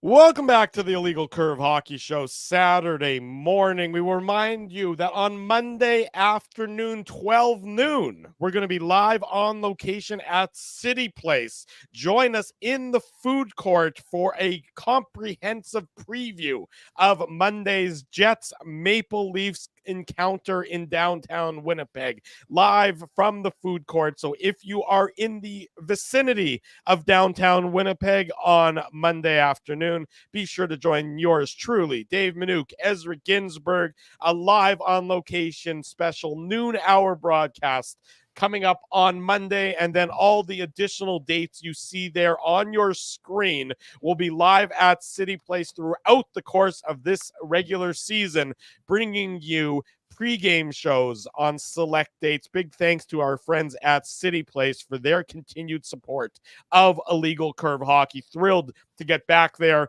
get back in doing the shows there like we did for the playoffs last year. Going to be fun this coming Monday, right around 12 noon. Be sure to join us there for a comprehensive Jets Leafs preview. Super pumped about this because, as you boys know, this is my dream come true. I can eat Mexican, I can eat Indian food, I can get a Subway sandwich, I can get McDonald's, and also talk about hockey at the same time. So really, this is mixing my two favorite things together, talking hockey and eating food court food. Yeah, you left off heart disease, but that's also an added bonus that you're going to be able to get as well there, Ezzy. So that's exciting for all around. We're going to be there Monday afternoon. Go hard or go home, Drew. That's my motto. Hey, you got to fill that belly. You got to get through the rest of the workday by nourishment at noon hour to power through to your 1 o'clock nap. So I really appreciate that your dedication. No, but that's why there's a new stomach pumping outlet store that opened at City Place. So right after we're done the show, I'll just go for a quick stomach pump and then I'll go back to work. That's perfect. You can't go wrong then. It's like when you go to like Vegas or New Orleans now, and they have those places where you can just get an immediate IV the next morning to cure your hangover. I don't know if you guys have seen those. I could have used that on your bachelor party, Drew. Yeah, you could have. You're right about that. Dave's a Vegas denizen, so he knows all about the IV locations to get back up and on that horse to keep the party going in Sin City, if you will. I'm going to agree with C-Mac. This show is taking a weird turn. It always does, C-Mac. You know that. It always does.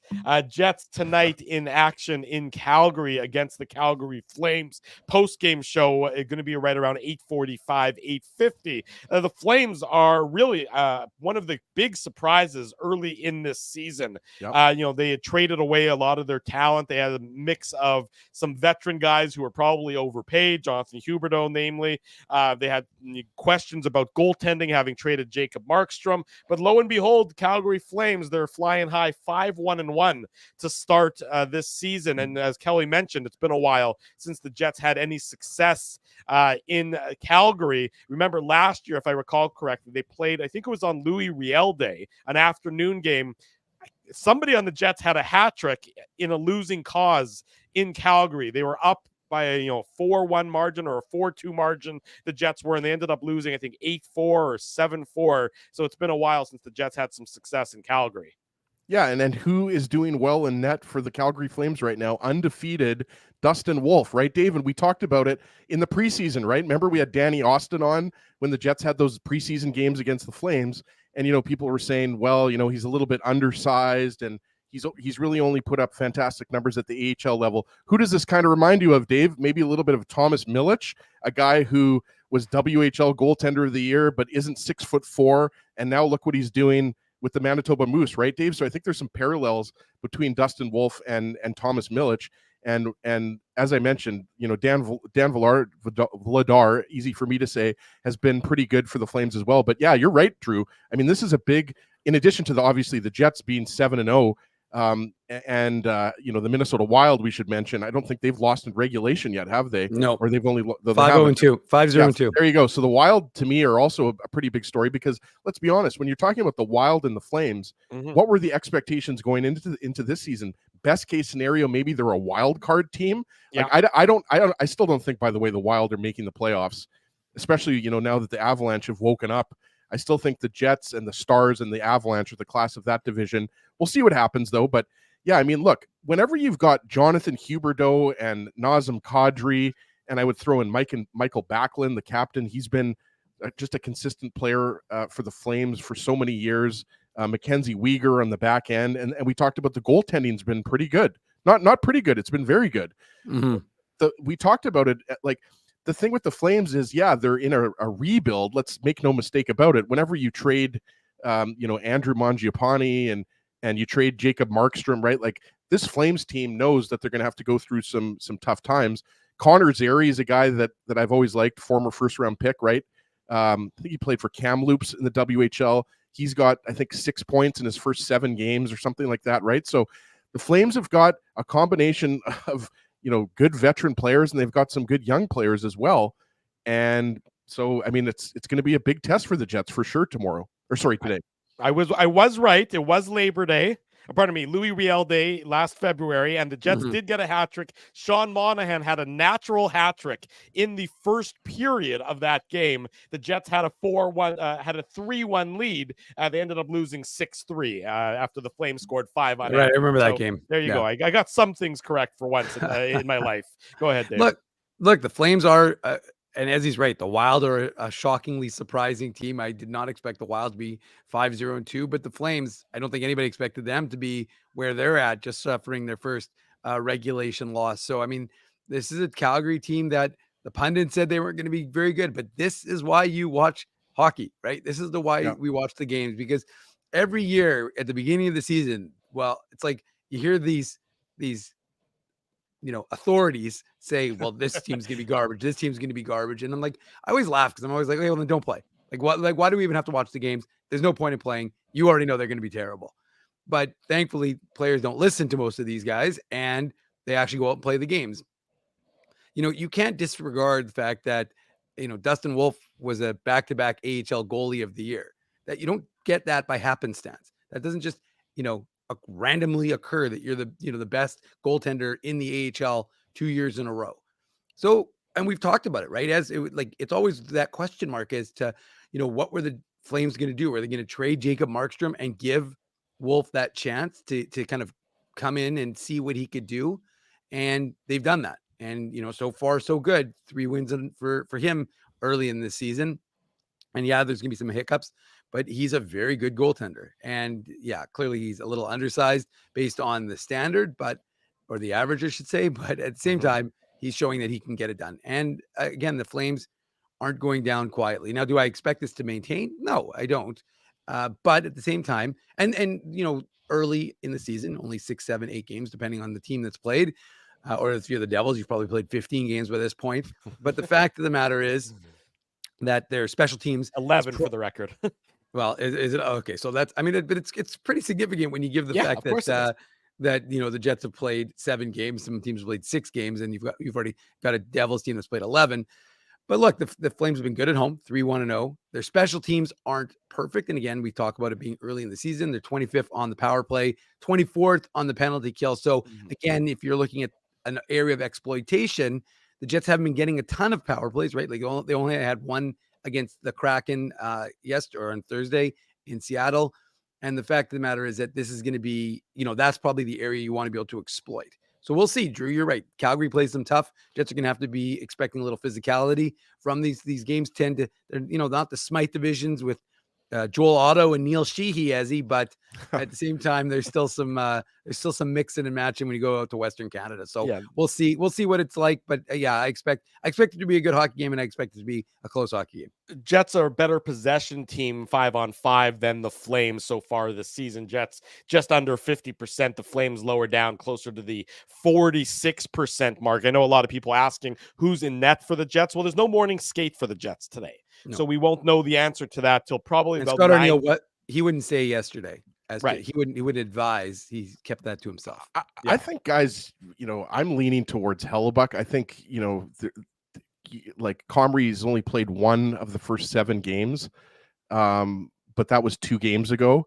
So if we're just basing it on kind of Hellebuck getting 4 of every 5 starts, I think you would just lean towards Hellebuck. That's just educated guess, or maybe in my case, an uneducated guess. Yeah, I mean, both of our guesses here are uneducated. I was thinking the opposite. I was thinking this might be a time where you get Comrie in for another contest. You get him, another His game. home province.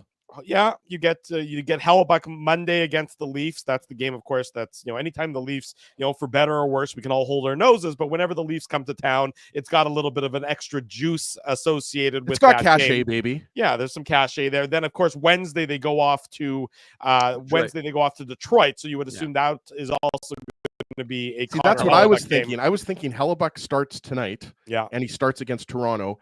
And then I think Comrie gets the Wings game. And keep in mind, there's a lot of former Jets on that Wings team. I think Hellebuck always gets his home state games. Though. That's what I was thinking. Michigan. Unless you're factoring the Eric Comrie revenge game against the Red Wings, we remember how exactly, Drew. Thank you. 6 hours, I think, as a member of the Detroit Red Wings back in the COVID year when you had to carry 3 goalies and goalies were shuffled through waivers like nobody's business. But I wonder if there will be a video tribute for Eric Comrie in Detroit. that still goes down as one of the oddest, because I remember the Jets were able to claim Comrie back and assign him to. Sign him to the Moose, but there was something. Didn't the Oilers have him a little bit that year? No, Arizona. He went Winnipeg, Arizona, Detroit, Winnipeg. Yeah. And I remember we had him on the show when he came back to Winnipeg, and it was just like it was a complete whirlwind for him. Didn't the Jets have Anton Forsberg for a while there as their third goalie? Good memory, Drew. Yeah, it was the COVID year. Times. Yeah, it was a dark time. In fact, it was so dark it created the Illegal Curve post-game show, and that's a hurdle we still haven't been able to get over all these years later. There you go, Spency. He's saying the taxi squad. That's exactly what it was, where it was a little bit of chaos when it came to some roster juggling. It's funny because I saw Spency in a taxi last night coming home from the bar. The Jets need to, they've been good so far at matching their opponent and getting up for a game, and I think that this is going to be a similar occurrence. They know that Calgary's playing well, so I don't think there's any sort of sense of the Jets are going to get lulled into thinking that this Flames team has been, on paper a bit of a, expected to be a bit of a weaker team and things of that nature. Calgary's playing some great hockey. They're playing, they want to keep their good vibes going. They're not scoring as much as the Jets. They've got 26 goals in their 7 games. So the Jets are outscoring them. The Flames are giving up more goals than the Jets. Well, because every team in the league is giving up more goals than the Jets, basically. The Jets, under 2 goals against a game. So the Jets really have to, I think, have the mindset of continuing to do what they've been doing successfully. But I think better than they played against Seattle. The Seattle game was not their best effort of the season. They get away, obviously, with the victory. But I think that, they have to go with that mindset of similar to what they played against St. Louis, where they were, I thought, obviously not to start the game, but they got better as the game went on. And St. Louis was for sure more of a complete effort. I would agree with that. And look, I think Seattle, you guys know before the season started, not that my predictions mean anything. Right. They're not worth the paper they're written on, but I think they're a good team. I would say the Kraken are probably the second best team the Jets have faced after the Oilers. And I realize the Oilers have started off slow, but look, the Kraken, Minnesota, we're already a decent team. Yeah, I still put the Kraken, just me personally, I can't speak for you guys. I still have the Kraken I think they're a better team than the Blues are. The and Kraken impressed me with their game in transition. They were a very quick strike transition team. I don't know that that's Calgary. I don't think Calgary has that same speed to their game. I don't think they have that same sort of transition. And that's honestly where the Jets have struggled the last couple of years, is against those teams with the quick strike transition abilities. So I don't think that's Calgary. I mean, you know, Calgary's being you're going to see a lot more dump and chase and kind of working the puck down low from the Calgary Flames. Kenny and Mike? Sorry? What was that? He said dump and chase. Kenny and Mike. Oh, Kenny, I got you. Used to be Jason Bell and Mike, right? Yeah, but I think you're right. I mean, the Kraken are right up there as one of the faster teams. And that's why, guys, like, you look at a guy like Brandon Montour. Well, what's he really good at? He brings speed and puck rushing ability on the back end, right? Riker Evans, he was very impressive. Good young defenseman for the Kraken. And then you throw in guys like, you know, Matty Beniers and Jared McCann and Jordan Eberle. Like, look, I'm not picking the Kraken to win the Stanley Cup, and I don't think the Jets are afraid of the Kraken, no pun intended. But I'm just saying the Kraken were a good test for the Jets, and you're right. I mean, they really put together like 1.5 good periods of hockey in that game.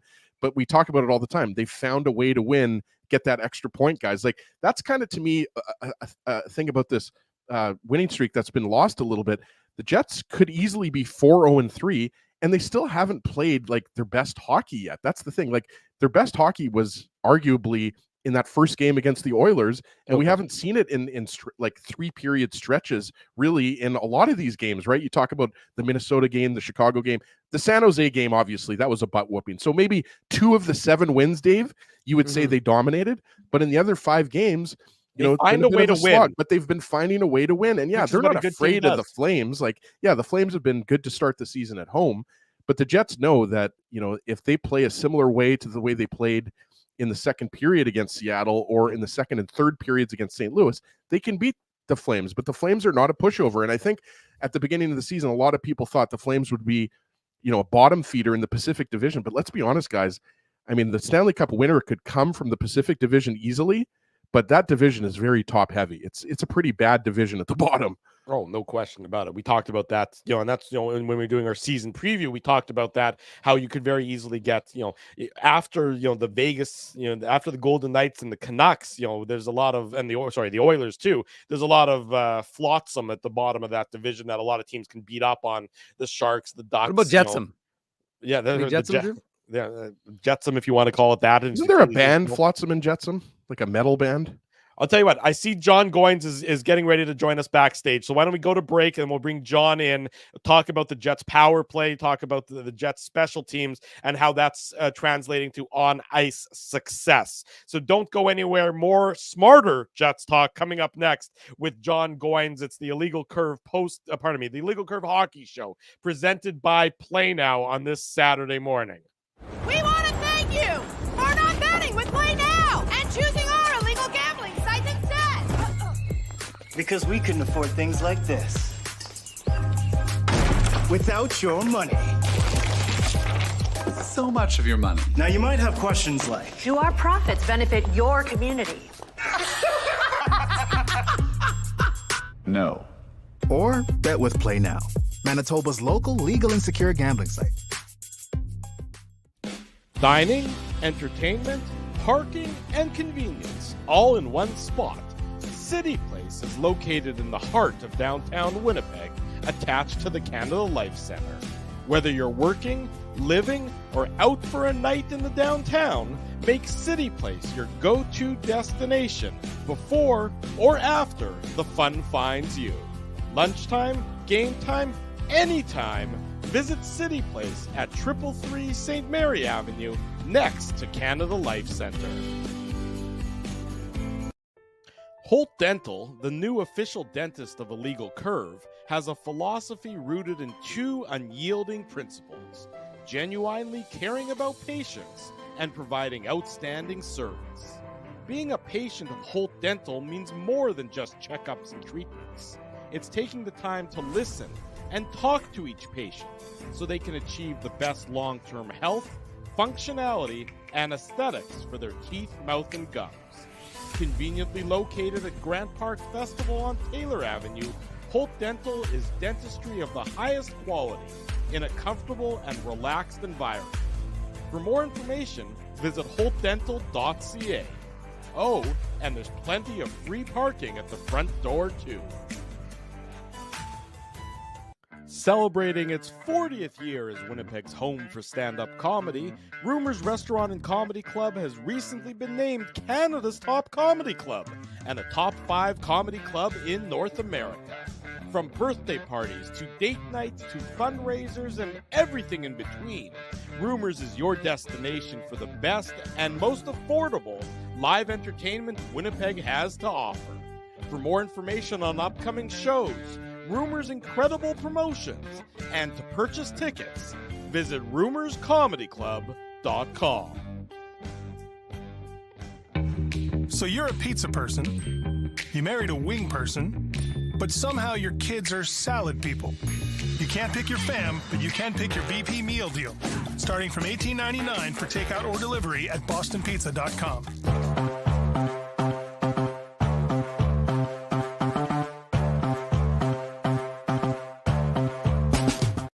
Bottom of hour number 2. Welcome back to the Illegal Curve Hockey Show presented by Play Now. Drew Mindell, Dave Minuk, Ezra Ginsburg with you. We're thrilled to welcome to the program from Daily Faceoff and TSN 690. He is the man behind the coach's room. John Goins joins us on the program. John, good morning. Thanks so much for joining us. How are you? I'm good, guys. Thanks for having me. That we appreciate you making time for us. You did a great breakdown. We've been tweeting about it, so we had to bring you on to talk about it. A great breakdown of the Winnipeg Jets so far this season, and some of what they're doing on the ice and how that's translating into success. And we'll let you sort of delve deeper into it, John. But from my perspective, if I had to sum it up, sort of in a quick little pithy phrase, I would say controlled aggression is leading to success for the Winnipeg Jets. Yeah, I would agree. I mean, aggression comes in different forms. It's not about just putting people in the fourth row of the stands and ripping people's heads off and stuff like that. There are ways to be aggressive, just in how you close gaps, how you defend, how quickly you get pucks, but also how you protect pucks and make plays with a ton of poise. I think, the other rhetoric we hear from a lot of coaches, the two main things that stick out when a coach gets hired: we want to be the toughest team to play against, right? I mean, ad nauseum, I think if we all had a quarter, we'd all be billionaires. Right? And then the other one now for probably the last 8 or so years is we want to play fast. And the thing is at times you could see teams where there is no context to any of those types of buzz terminology. There is none, and you don't see it in their identity. And it just lacks a lot of connective tissue from what was being presented in press conference to how they're actually playing, because playing fast without poise is a chicken with his head cut off. You're not making plays. You're playing fast. But what does that mean? Does that mean physical speed? Because at the end of the day, I look at it as, and I've talked about it with several people smarter than I am, like a Craig Button, for example. And I remember we bounced this idea around, was that, everybody says the players shouldn't think out there. And in fact, it's the development of technology, like your iPads, your phones, your computers, is the processor gets faster, which means what it sees or what it's, get the input that's coming in, they're able to process it that much quicker and react. But they don't react in panic. And that's the thing I'm seeing, especially on the Winnipeg Jets power play. John, how important do you think it is to have so many interchangeable, talented players like the Jets have that can play in the bumper spot or move to the half wall and create motion? And obviously Gabe Vilardi, we know that he likes to set up his office. His office he doesn't have to set it up. It's just there along the goal line. But how important is that? Because a lot of the focus was, Ehlers in the bumper position. And you mentioned on the Daily Faceoff breakdown with Tyler and Frank, Braden Point, right, who's one of the best in the league at it. And Nikolai Ehlers said earlier in the season that, he wasn't familiar with playing that spot, but he would. It seems like to have Ehlers that can go in that position, or Mark Scheifele go in that position, I mean, it just keeps the opposition on their toes. And early on, I mean, the results speak for themselves, right? Yeah, and besides keeping guys on their toes, the other part is like, look, there's 4 of us. Let's say we just add a 5th player. Well, if Dave is supposed to be the bumper guy, but he recovers the puck in the corner, and I'm supposed to be the half wall guy. Do I go up to Dave and say, give me the puck and go back to your spot? You've just wasted 8, 12 seconds opportunities where it's like there's always an action reaction in this game. So if Dave is in a spot reacting to a loose puck and he recovers, it's that next what? Now what? It's like, well, if I see the pocket of space and I'm, Dave is in that corner and I'm a righty and the net's here and I could fill that pocket, maybe we could get that quick strike. And it's all that I think sometimes we really just trying to force these guys to play robotic hockey, like X marks the spot, you stand here, and we're taking away all the instincts, and the instincts are what extracts the talent. It's not the other way around. It's not X's and O's that extract the talent and the skill level. So if we trust that the players understand the game plan and the concepts behind, say, a power play, and one of the major areas is create as many quick 2-on-1s as possible, under handle pucks. We talk about Tampa. I've done other breakdowns where, and I mentioned it in the Jets breakdown, is under handling pucks. Like the last year, New Jersey struggled on the power play because they would stick handle 45 times for every one pass. Whereas if you can actually have more passes per stick handle in a sequence, your opportunities open up quicker and with a higher level of quality. And if you can have that, plus interchanging players, understanding like, oh, I'm in Drew's spot. Okay, that's fine. Drew's going to go to another spot. And then the guys can move around. It was usually the bench for me. Yeah. But now you're letting the players make reads based on the instincts, allowing their processors to go, we see this is the output. And by doing that, you're speeding up how quickly you can create opportunities to score. And that's why I like to use that stopwatch element in my video breakdown, was even at 5-on-5 is how quickly they really act on a loose puck or at 5-on-5 on a breakout 200 feet away, and they go with that quick strike mentality. So they truly have context associated with one of the biggest buzz terms in hockey, which is playing fast.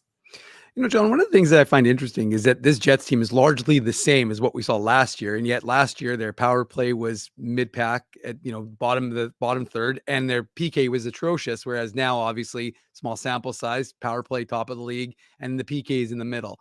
How long does it take, especially, like I said, with the same group, two new assistant coaches who are getting a chance from under Scott Arniel to kind of put their own stamp on this team?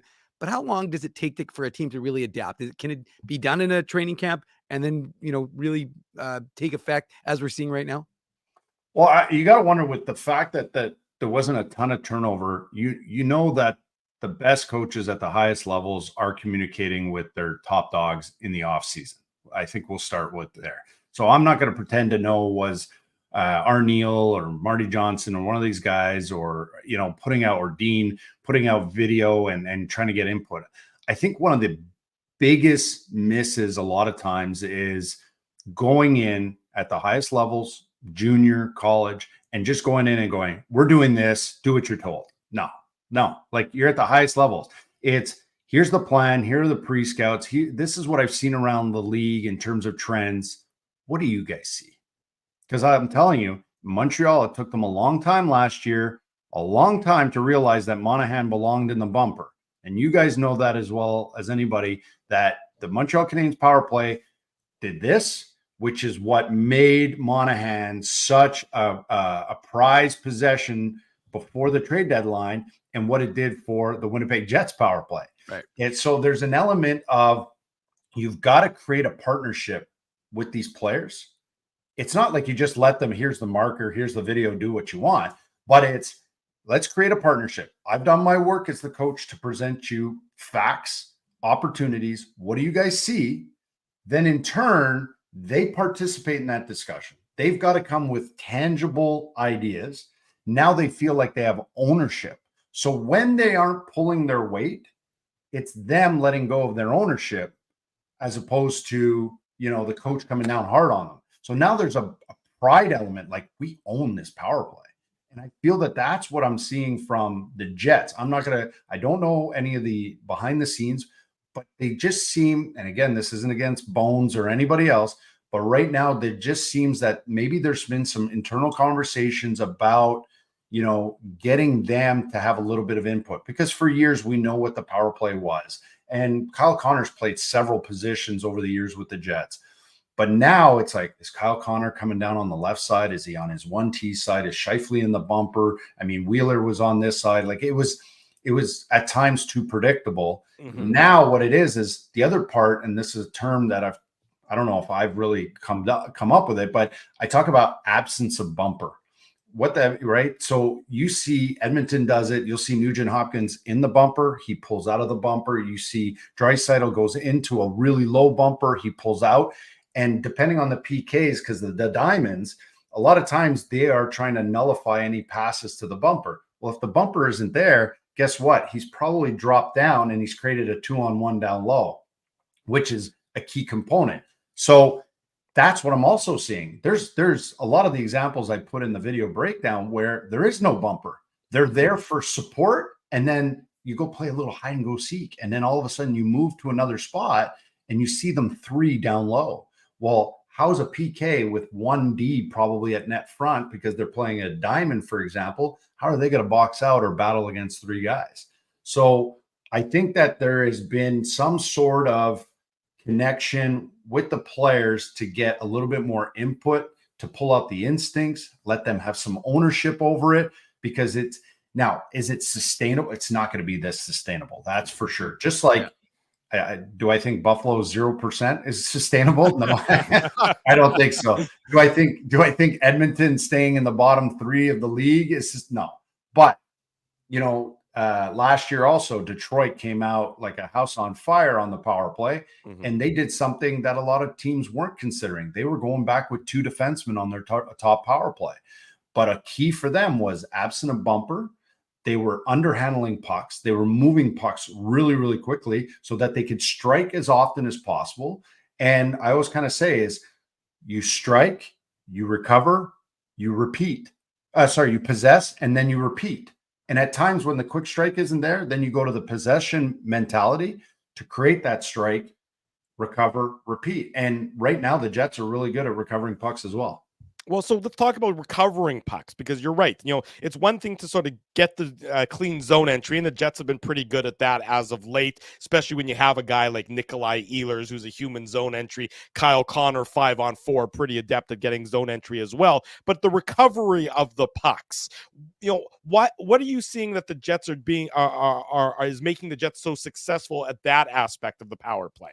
Well, there's not one of these like, where did it go? Oh, there it is. Like it's really, again, going back to that processor. Like they process the game. It's almost like it's becoming a little predictable. If a shot's coming from which it is a lot at times. Like I learned a long time ago from a Craig Ramsey is, let's say a right shot at 5-on-5 flying down the wing, and he's on the right side, right shot, left side, right. So so if you're someone that's on the ice on that line mate, and he's going to go with the big clap bomb, go to the weak side boards, right? Go to the weak side boards. You're keeping that puck in, and then you can create something. So there's a certain amount of, they're making just great reads that seem predictable to them. That's so they're quick on pucks. Even if the PK is maybe even slightly ahead of them, they're closing that. And then it's how everybody else reacts. So if they win a battle, they could almost blindly rim it behind the net to the weak side because they know they have an outlet. At times, if they're being squeezed on the boards, they have a guy just behind them where they can blindly pop it into a pocket of space, which again creates that quick strike. So it starts a lot of times with that lowest man, whether it be a Velarde, whether it be who's on the second one net front. I'm trying to think. I know Iafallo's around. Nino Niederreiter. Nino Niederreiter, right? Yeah. So these are guys with wide frames, let's call it the way it is. Low, big butts, the big, right? Like the hockey frame, they get low and they protect that puck, but they know that they're going to get it, not to dangle out of the corner. They know they're going to be under pressure. It's how quickly they can rim release, pop it into a space, but if need be, hold on to it until they have support.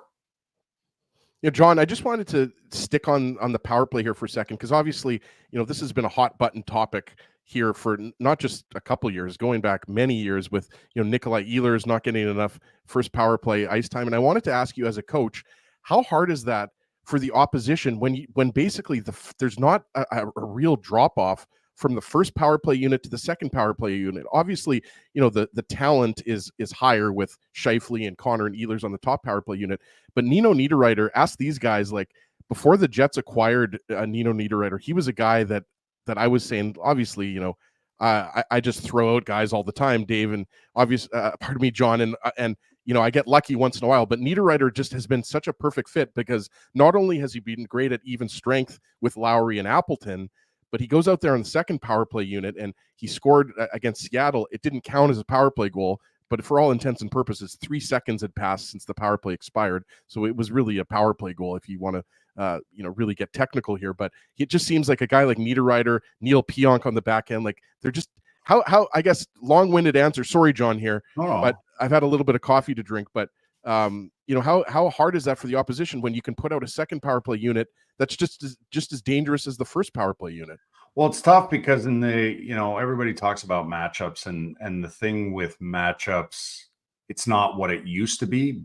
However, as a PK, you get that opportunity, right? So power play is getting called. The referee tells the power play, what side do you want the face off?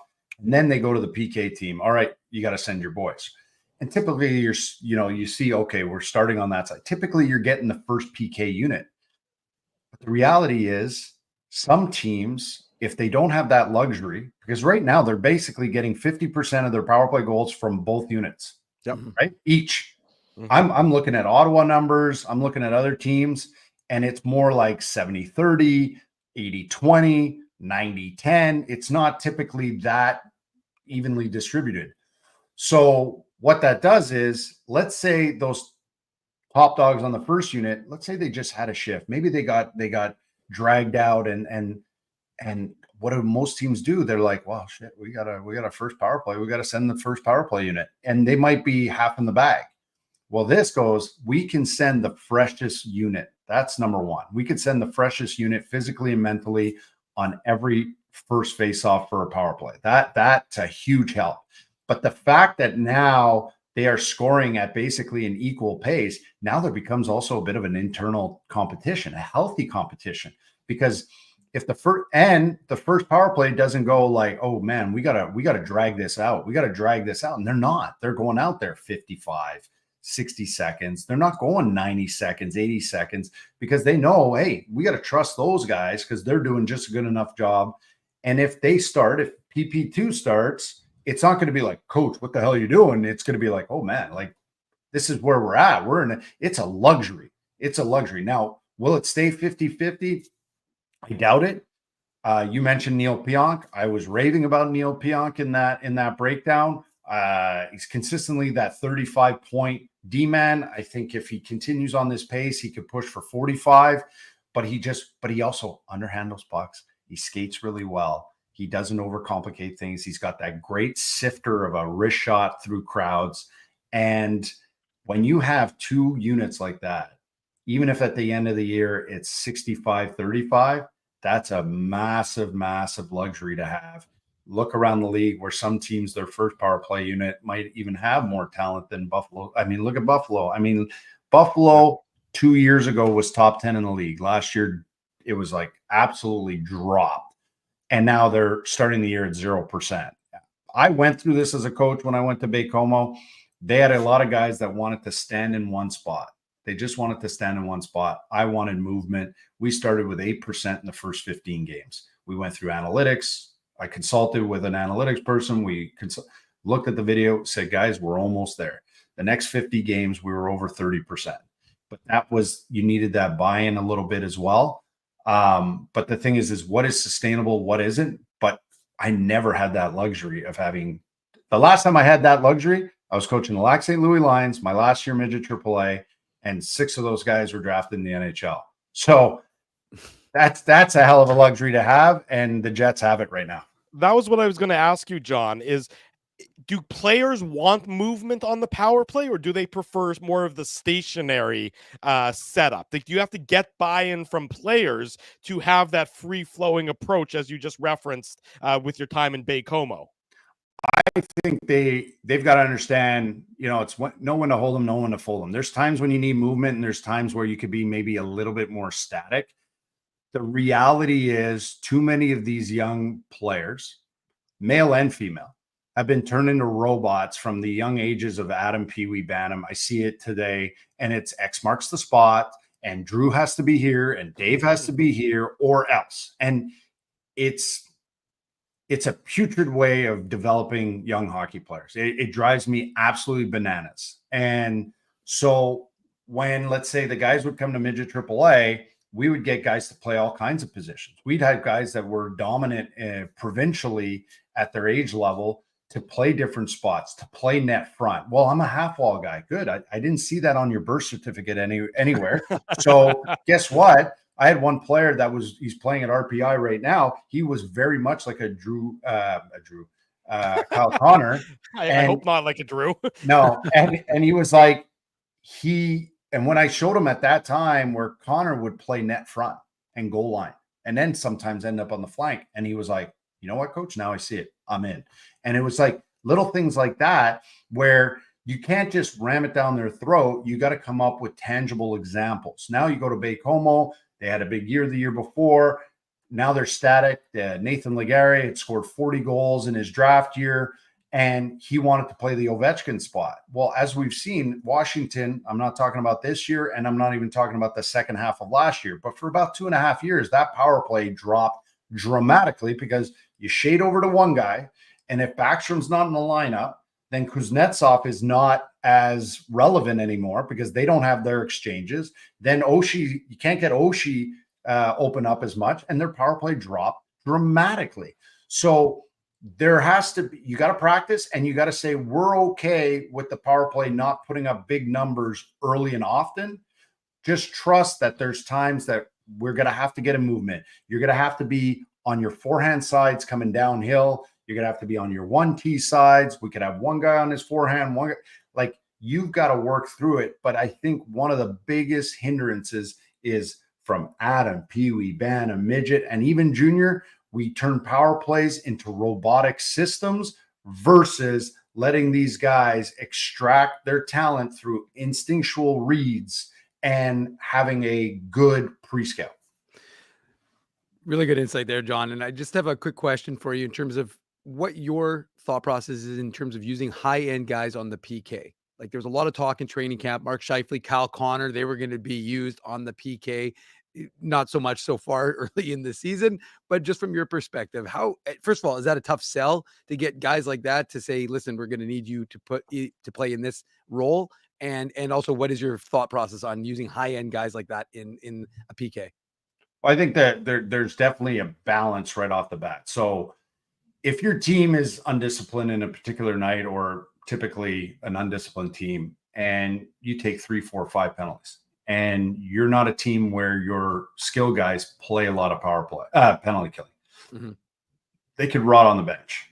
There's that element, right? Now they're getting pissed. They're just sitting there, and now again, it depends on the depth of your forward group.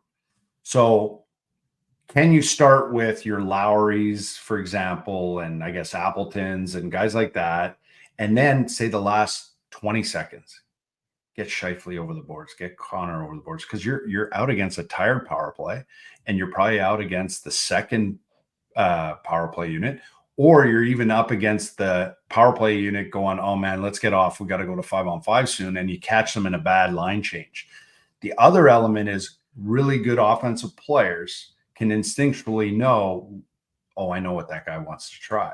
So they could like bait them by putting their stick here, but boom, they cut it off over here. So again, you got to know your group. I did a Colorado breakdown last year, and they had when they got Trennan and Duhaime and guys like that, and they filled their bottom 6, it allowed them to alleviate and take a bunch of time away from McKinnon, Rantanen, guys like that. And I remember doing, I think it was about 5 out of their top 6 forwards, or 4 out of their top 6 forwards, average 0 to 6 seconds of PK per game in a stretch where they really got hot in the second half of the year, which gave them a lot more, fuel in the tank.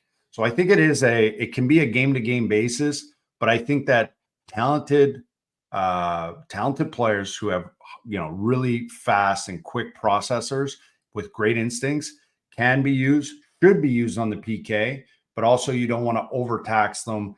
You see it with some teams in the NHL, a guy is first PP, first PK, you see it on defense, blah, blah, blah, blah. And what happens by the third period, they're making silly mistakes they otherwise wouldn't use. So in there is a balance, but I think those top guys always have to be ready to PK, because you might be late in a game, you might be down by 1 and you got a PK, but you might also need a goal. You're not just going to throw a guy over and he has no clue what to do. John, just one last question for you here, and it's not, I know we're a Jets show, but this isn't a Jets-related question, but we mentioned you were the head coach of Baie-Comeau and obviously Cape Breton as well, and I wanted to ask you about Ivan, who I saw is the first player to ever have the same first name and last name in the NHL, but obviously you coached him and you had a part in his development. I mean, how nice was that to see him score his first NHL goal for the Avs? Well, it's awesome. And it's awesome in the scenario that it's in, right? With the Avs having so many injuries up front. And funny enough, another former player plays on that power play unit, which is Jonathan Drouin. And here goes Ivan. And I know his agent quite well. Ivy was, he was a guy who came in his first year in Cape Breton when I was actually in Baie-Comeau, and they had a loaded team. So he wasn't getting many offensive, like a lot of power play, definitely wasn't getting PK. Then COVID hit. He didn't come back over for a bit, and then he came back over. They were the worst team in the CHL. We went in there, and like the guy eats, breathes hockey, eats, breathes training, doesn't take a day off. And, there were some things that I wanted to help him open up, and one of the things was PK. And so it kind of lends itself to a highly skilled guy playing PK. Mm-hmm. But then when we went to power play, here's a guy who was always playing the same spot, and always shooting the same way. And after a while, it was like, no, let's get you here. Let's get you there. Let's get you interchangeable. And it was really cool to see, because he started on the fourth line. And he started seeing him play in different, more responsibility, if you will. And considering where Colorado started those first 4 or 5 games, and now where they're trending, and to see him score a power play goal assisted by Nathan McKinnon, that's a really cool feeling for him. I texted him, told him I was proud of him, and just keep doing what you're doing. But here's an undrafted player who skates really well. He's got some solid instincts. And I think a lot of teams might kick themselves here in the next year or two that they didn't take a swing at him. Okay, John, as he said the last question, but he's lying, because I've got one more for you. I have too much to talk about with you, John. Well, no, but this is not Jets related, but it is tied to the Manitoba Moose, of course, because former Moose coach Pascal Vincent, who is now the head coach in Laval, his hometown. You, of course, cover the Laval Rocket. They're 4-1 to start the season. How is the former Jets assistant coach, Moose head coach, doing with Laval? He's got them playing, we go back to what we started talking about, playing fast. He's got them playing really fast. You should see their power play right now. These guys are moving the puck around. There's not that much body movement, like player movement, but the way these guys are zipping the puck around, our play-by-play guy, Sean Campbell, who also does the Montreal Alouettes, he didn't do the first home game the week before. And I warned him, I said, watch, you're going to see. And then the first power play came up last night, and it was like, bang, it was like 3 chances in 13 seconds, goes down the other way. And he's got them playing fast. He has them defending quickly. It's still a very young team. They had some nice pickups, guys that I didn't really know, Zach Hayes and guys like that on defense. But he has them playing really connected in all facets of the game. Their power play numbers are up. Their PK numbers are way up. Again, small sample size, but so far he's got these guys playing on their toes. And, even from last night, they were up 3-0. They let Utica crawl back, make it 4-3. You could tell. Like, I look at the bench. What's one thing I like to do as a color analyst is look at the coaches' reactions on certain things. And I mentioned it. I go, well, Pascal's got to have several teachable moments here for video sessions, whether it be as a team or certain young guys. But that's what he is at heart. He is a teacher, and he's going to take that time with those players, and they're just going to get better, and they're going to benefit from his experience. John Goins is a Habs and Rocket analyst on TSN 690, does great video breakdown in the coach's room for Daily Face-Off. John, appreciate your time. Appreciate that great insight into the Winnipeg Jets. Thanks so much for joining us this morning. Have a great rest of your Saturday. Have a great weekend, guys. Thanks for having me. Take care, John. Thanks Cheers, so John. much. There he goes. That was a great guest, great insight. I saw somebody in the chat say they were going to go back and listen to that clip, that segment 3 or 4 times as he broke down so much of the good that's happening with the Winnipeg Jets. We'll have that available for you. It's in the podcast. It'll be in the immediate replay on YouTube. Great insight from John Goins about the Winnipeg Jets and a lot of their success so far this season. I'm going to bid you both adieu. I'm going to bid everyone adieu. I see Ruben's in the room now. We got our third. We don't need you anymore. There you go. You don't need me. I'll let you guys wrap the show. We'll see you for post game later on tonight. Thank you, everyone. David's still here. Ezzy's still here. The kids are still here. The party rolls on. Dave M, take it over from me, my friend. All right, let's go. No Are you guys ready for a Minuk Moose Minute? Yeah. Is that what they're saying? They're saying hit the bumper. Is that what the boys want a Minuk Moose Minute, Dave? Well, I give the people what they want as best I can. So let's get right into it. The Minuk Moose Minute coming your way. Put on your antlers. It's time for the Minuk Moose Minute on the Illegal Curve Hockey Show. Well, okay. Well, we're gonna have to mute Ezzy's mic. Just the kids won't know that it's muted, so they'll just think that they're being talking to Ezzy's kids. But there's nothing really Minuk Moose related to talk about yet. This is an afternoon game. In about 3 hours, I'll be joining Daniel Fink on the broadcast, as Drew said, on the 680 digital, 680cgob.com website. So you can listen to us call and talk about that Moose game. That'll be 2 o'clock start. We don't know the lineup yet. As soon as I do, I will tweet that out from the IC Dave account, of course. But there's a lot of excitement for the home opener, and a lot of guys, especially a lot of the Manitoba guys. We talked about it. Dawson Barteau from Fox Warren and Mark Lewinsky from Dauphin. Those are a couple of Manitobans, and they talked earlier this week about how important the Moose are, Ezzy, and how growing up, I should say, how important the Moose were to them. So you'll get to see Brad Lambert, Nikita Chibrikov, Elias Salamonson, and all the rest of the Jets prospects this afternoon. Well, we don't know the lineup yet, so that's who we think we're going to see to this afternoon. But it should be a lot of fun, and we've already given away 4 tickets in the Illegal Curve Zone to one lucky IC subscriber. And guess what? 4 more tickets are available. I should go like this. 4 more tickets, Ezzy, are available for Sunday's game. I offered them someone. They haven't gotten back to me. Well, that's the cutoff. The show is ready to go. I mean, I can give them away at the post-game show.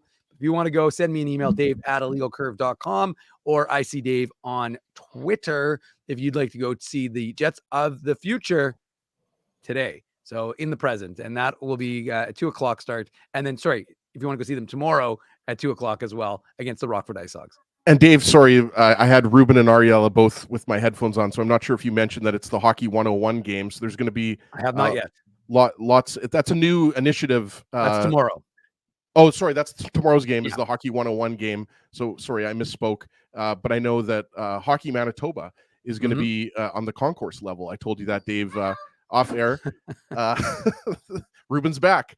Hold on, I'm going to lock the door here for the last minute of the show. There we go. That's why I do the show most of the time at your house, Dave. Like people always ask me, like, why do you always do the show at Dave's house? Well, if I don't lock the door or go to Dave's house, Ruben and Ariella make an appearance on the show. But I know that the chat was loving it, especially Spency, who I'm going to ask to babysit the kids pretty soon. So no, but I mean, just going back to the Hockey 101 game, there's going to be a little bit of a different thing they're doing with welcoming a lot of newcomers. Folks that are English isn't at their second language. So I know speaking to Jeff Major, who Dave works for News, there's going to be lots of newcomers. And like I mentioned, Hockey Manitoba is going to be on the concourse level. So if you have an opportunity, stop by, talk to Dustin and Shay, my coworkers at Hockey Manitoba, find out what we do. There's a lot of exciting things that we've got going on for grassroots hockey. So, I mean, with the Jets playing, the Moose playing, the Bombers playing, I mean, there's nothing better. The Dodgers picked up the big win, Dave. Like, great time of year. Yeah, that was a hell. We talked about that before the show got started. That was, I've cut ties with baseball. I haven't been watching very much, but I got to tell you, I watched part of the World Series, and that was a phenomenal way to conclude that game. So that was a lot of fun. And the Jets prospects, Kevin He named the 19th captain of the Niagara Ice Dogs. I've already mentioned that, of course, but he and Colby Barlow went head to head. I didn't realize, by the way, on that first goal that Kevin He scored, Barlow actually got the assist inadvertently. He put the puck in front of the net. He intercepted it and then put it into the back of the net. Well, they are buddies, so maybe he's just like, I want to see you, continue racking up the points, right? Exactly. So, that was it. Marcus Lopinen, the 2024, I think, was he a fifth rounder or fourth? He was rounder? Fourth. Yeah. Yeah, I think so. I'll check. I'm not sure. It's funny. I should know since I'm pretty sure I tweeted it yesterday. But regardless, Marcus Lopinen, he had a goal and assist for Victoria. Other than that, it was a quiet night for Jets prospects in the OHL. Kevin He, Kieran Walton, Colby Barlow, and Jacob Julian. They were all shut out yesterday. Lopinen's a fifth rounder, Dave. You're right. Fifth rounder. Okay, good. Yep. And then Lopinen had 1 goal, 1 assist for Victoria in a loss. Brandon Yeager and his Moose Jaw Warriors, they got shut out by Tij Aginla, who had, I think, a hat trick. And well, it's amazing when you don't have Jagger, Furcus, and Denton Matejchuk on the team, right? There's a bit of a drop off.